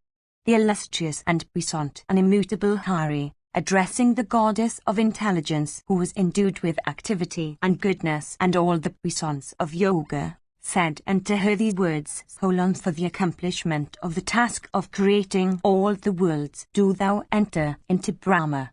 Commanded thus by the Supreme Lord, intelligence forthwith entered Brahma. When Hari beheld that Brahma had become united with intelligence, he once more addressed him, saying, Do thou now create diverse kinds of creatures. Replying unto Narayana by uttering the word yes, Brahma reverently accepted the command of his progenitor. Narayana then disappeared from Brahma's presence, and in a moment repaired to his own place, known by the name of Diva, light or effulgence. Returning to his own disposition of unmanifestness, Hari remained in that state of oneness. After the task of creation, however, had been accomplished by Brahma, another thought arose in the mind of Narayana. Indeed, he reflected in this strain: Brahma, otherwise called Paramshakti, has created all these creatures, consisting of Daityas and Danavas and Gandharvas and Rakshasas. The helpless earth has become burthened with the weight of creatures. Many among the Daityas and Danavas and Rakshasas on earth will become endued with great strength. Possessed of penances, they will at diverse times succeed in acquiring many excellent boons. swelling with pride and might in consequence of those boons that they will succeed in obtaining. They will oppress and afflict the deities and the rishis possessed of ascetic might. It is, therefore, meet that I should now and then lighten the burthen of the earth, by assuming diverse forms one after another as occasion would require. I shall achieve this task by chastising the wicked and upholding the righteous. Thus looked after by me, the earth, which is the embodiment of truth, will succeed in bearing her load of creatures. Assuming the form of a mighty snake, I myself have to uphold the earth in empty space. Upheld by me thus, she will uphold the entire creation, mobile and immobile. Incarnated on the earth, therefore, in different forms, I shall have to rescue her at such times from peril. Having reflected in this way, the illustrious slayer of mad who created diverse forms in his mind in which to appear from time to time for accomplishing the task in view. Assuming the form of a boar, of man-lion, of the dwarf, and of human beings, I shall quell or slay such enemies of the deities as will become wicked and ungovernable. After this, the original creator of the universe once more uttered the syllable, Bo, causing the atmosphere to resound with it. From this syllable of speech, Saraswati, arose a rishi of the name Saraswat. The son, firstborn of the speech of Narayana, came to be, also called by the name of Apantaradamas. Endued with great puissance, he was fully conversant with the past, the present, and the future. Firm in the observance of vows, he was truthful in speech. 1911, unto that rishi who, after birth, had bowed his head unto Narayana, the latter, who was the original creator of all the deities and possessed of a nature that was immutable, said those words, Thou shouldst devote thy attention to the distribution of the Vedas, O foremost of all persons endued with intelligence. 1912. Do thou, therefore, O ascetic, accomplish what I command thee. In obedience to this command of the Supreme Lord, from whose speech the rishi Apantaradamas sprang into existence, the latter, in the Kalpa named after the self-born Manu, distributed and arranged the Vedas. For that act of the rishi, the illustrious Hari became gratified with him, as also for his well-performed penances, his vows and observances, and his restraint of the senses or passions. Addressing him, Narayana said, at each manvantara, O son, thou wilt act in this way with respect to the Vedas. Thou shalt, in consequence of this act of thine, be immutable, O regenerate one, and incapable of being transcended by anyone. When the Kali age will set in, certain princes of Bharata's line, to be called by the name of Kauravas, will take their birth from thee. They will be celebrated over the earth as high-souled princes ruling over powerful kingdoms. Born of thee, dissensions will break out among them, ending in their destruction at one another's hands excepting yourself. O foremost of regenerate persons, 1913, in that age also, endued with austere penances, thou wilt distribute the Vedas into diverse classes. Indeed, in that dark age, thy complexion will become dark. Thou shalt cause diverse kinds of duties to flow and diverse kinds of knowledge also. Although endued with austere penances, yet thou shalt never be able to free thyself from desire and attachment to the world. Thy son, however, will be freed from every attachment like unto the Supreme Soul, through the grace of Madhava. It will not be otherwise. He whom learned Brahmanas call the mind-born son of the grandsire, viz., Vasishtha, endued with great intelligence and like unto an ocean of penances, and whose splendour transcends that of the sun himself, will be the progenitor of a race in which a great rishi of the name of Parasara, possessed of mighty energy and prowess, will take his birth. That foremost of persons, that ocean of Vedas, that abode of penances, will become thy sire, when thou wilt take birth in the Kali age. Thou shalt take thy birth as the son of a maiden residing in the house of her sire, through an act of congress with the great Rishi Parasara. Doubts thou wilt have none with respect to the imports of things past, present, and future. Endued with penances and instructed by me, thou wilt behold the incidents of thousands and thousands of ages long passed away. Thou wilt see through thousands and thousands of ages also in the future. Thou shalt, in that birth, behold me, O ascetic, me that am without birth and death, incarnated on earth, as Krishna of Yadu's race, armed with a discus. All this will happen to thee, O ascetic, through the merit that will be thine in consequence of thy ceaseless devotion to me. These words of mine will never be otherwise. Thou shalt be one of the foremost of creatures. Great shall be thy fame. Surya Sunny, Saturn, will, in a future kalpa, take birth as the great Manu of that period.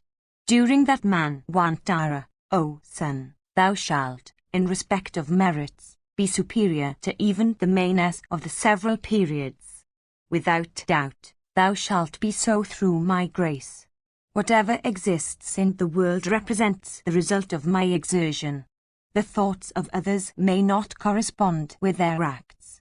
As regards myself, however, I always ordain what I think, without the least impediment.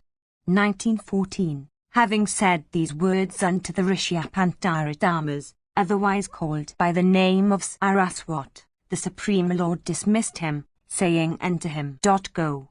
I am he that was born as Apantaradamas through the command of Hari.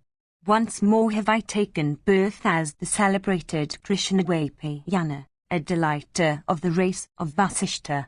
1915. I have thus told you, my dear disciples, the circumstances of my own former birth, which was due to the grace of Narayana, in so much that I was a very portion of Narayana himself. Ye foremost of intelligent persons, I underwent, in days of yore, the austerest penances, with the aid of the highest abstraction of the mind. Ye sons, moved by my great affection for yourselves that are devoted to me with reverence, I have told you everything relating to what you wished to know from me, viz., my first birth in days of remote antiquity and that other birth subsequent to it, viz., the present one.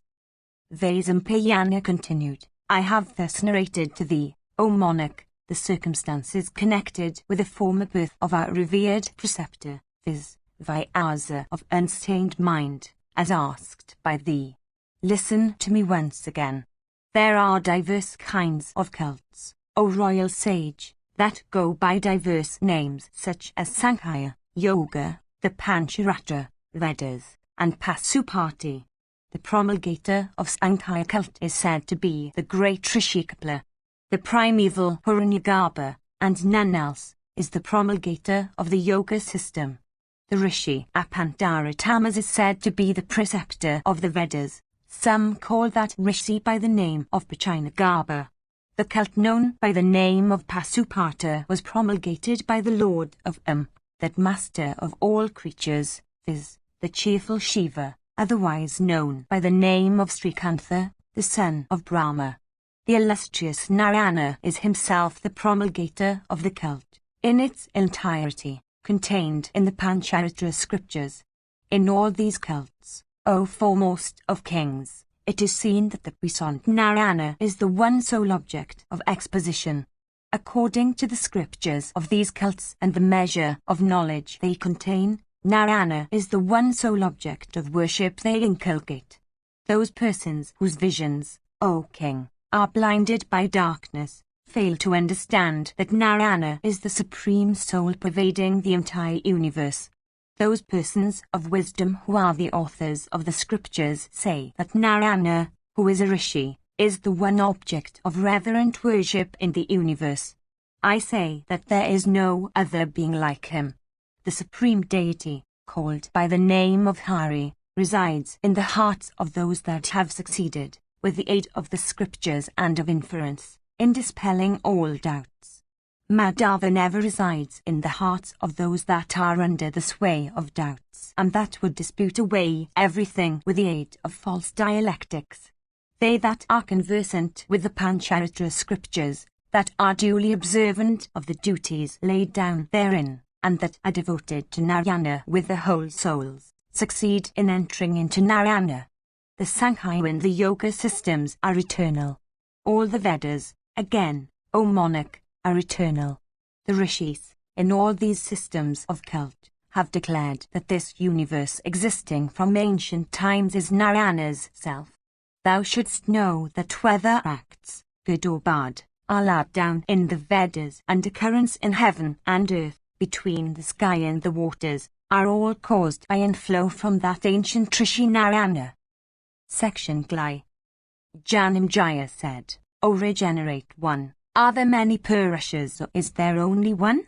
Who, in the universe, is the foremost of Purushas? What, again, is said to be the source of all things? Vaisampayana said, in the speculations of the Sankhya and the Yoga systems many Purushas have been spoken of, O jewel of Kuru's race. Those that follow these systems do not accept that there is but one Purusha in the universe. 1916. In the same manner in which the many Purushas are said to have one origin in the Supreme Purusha, it may be said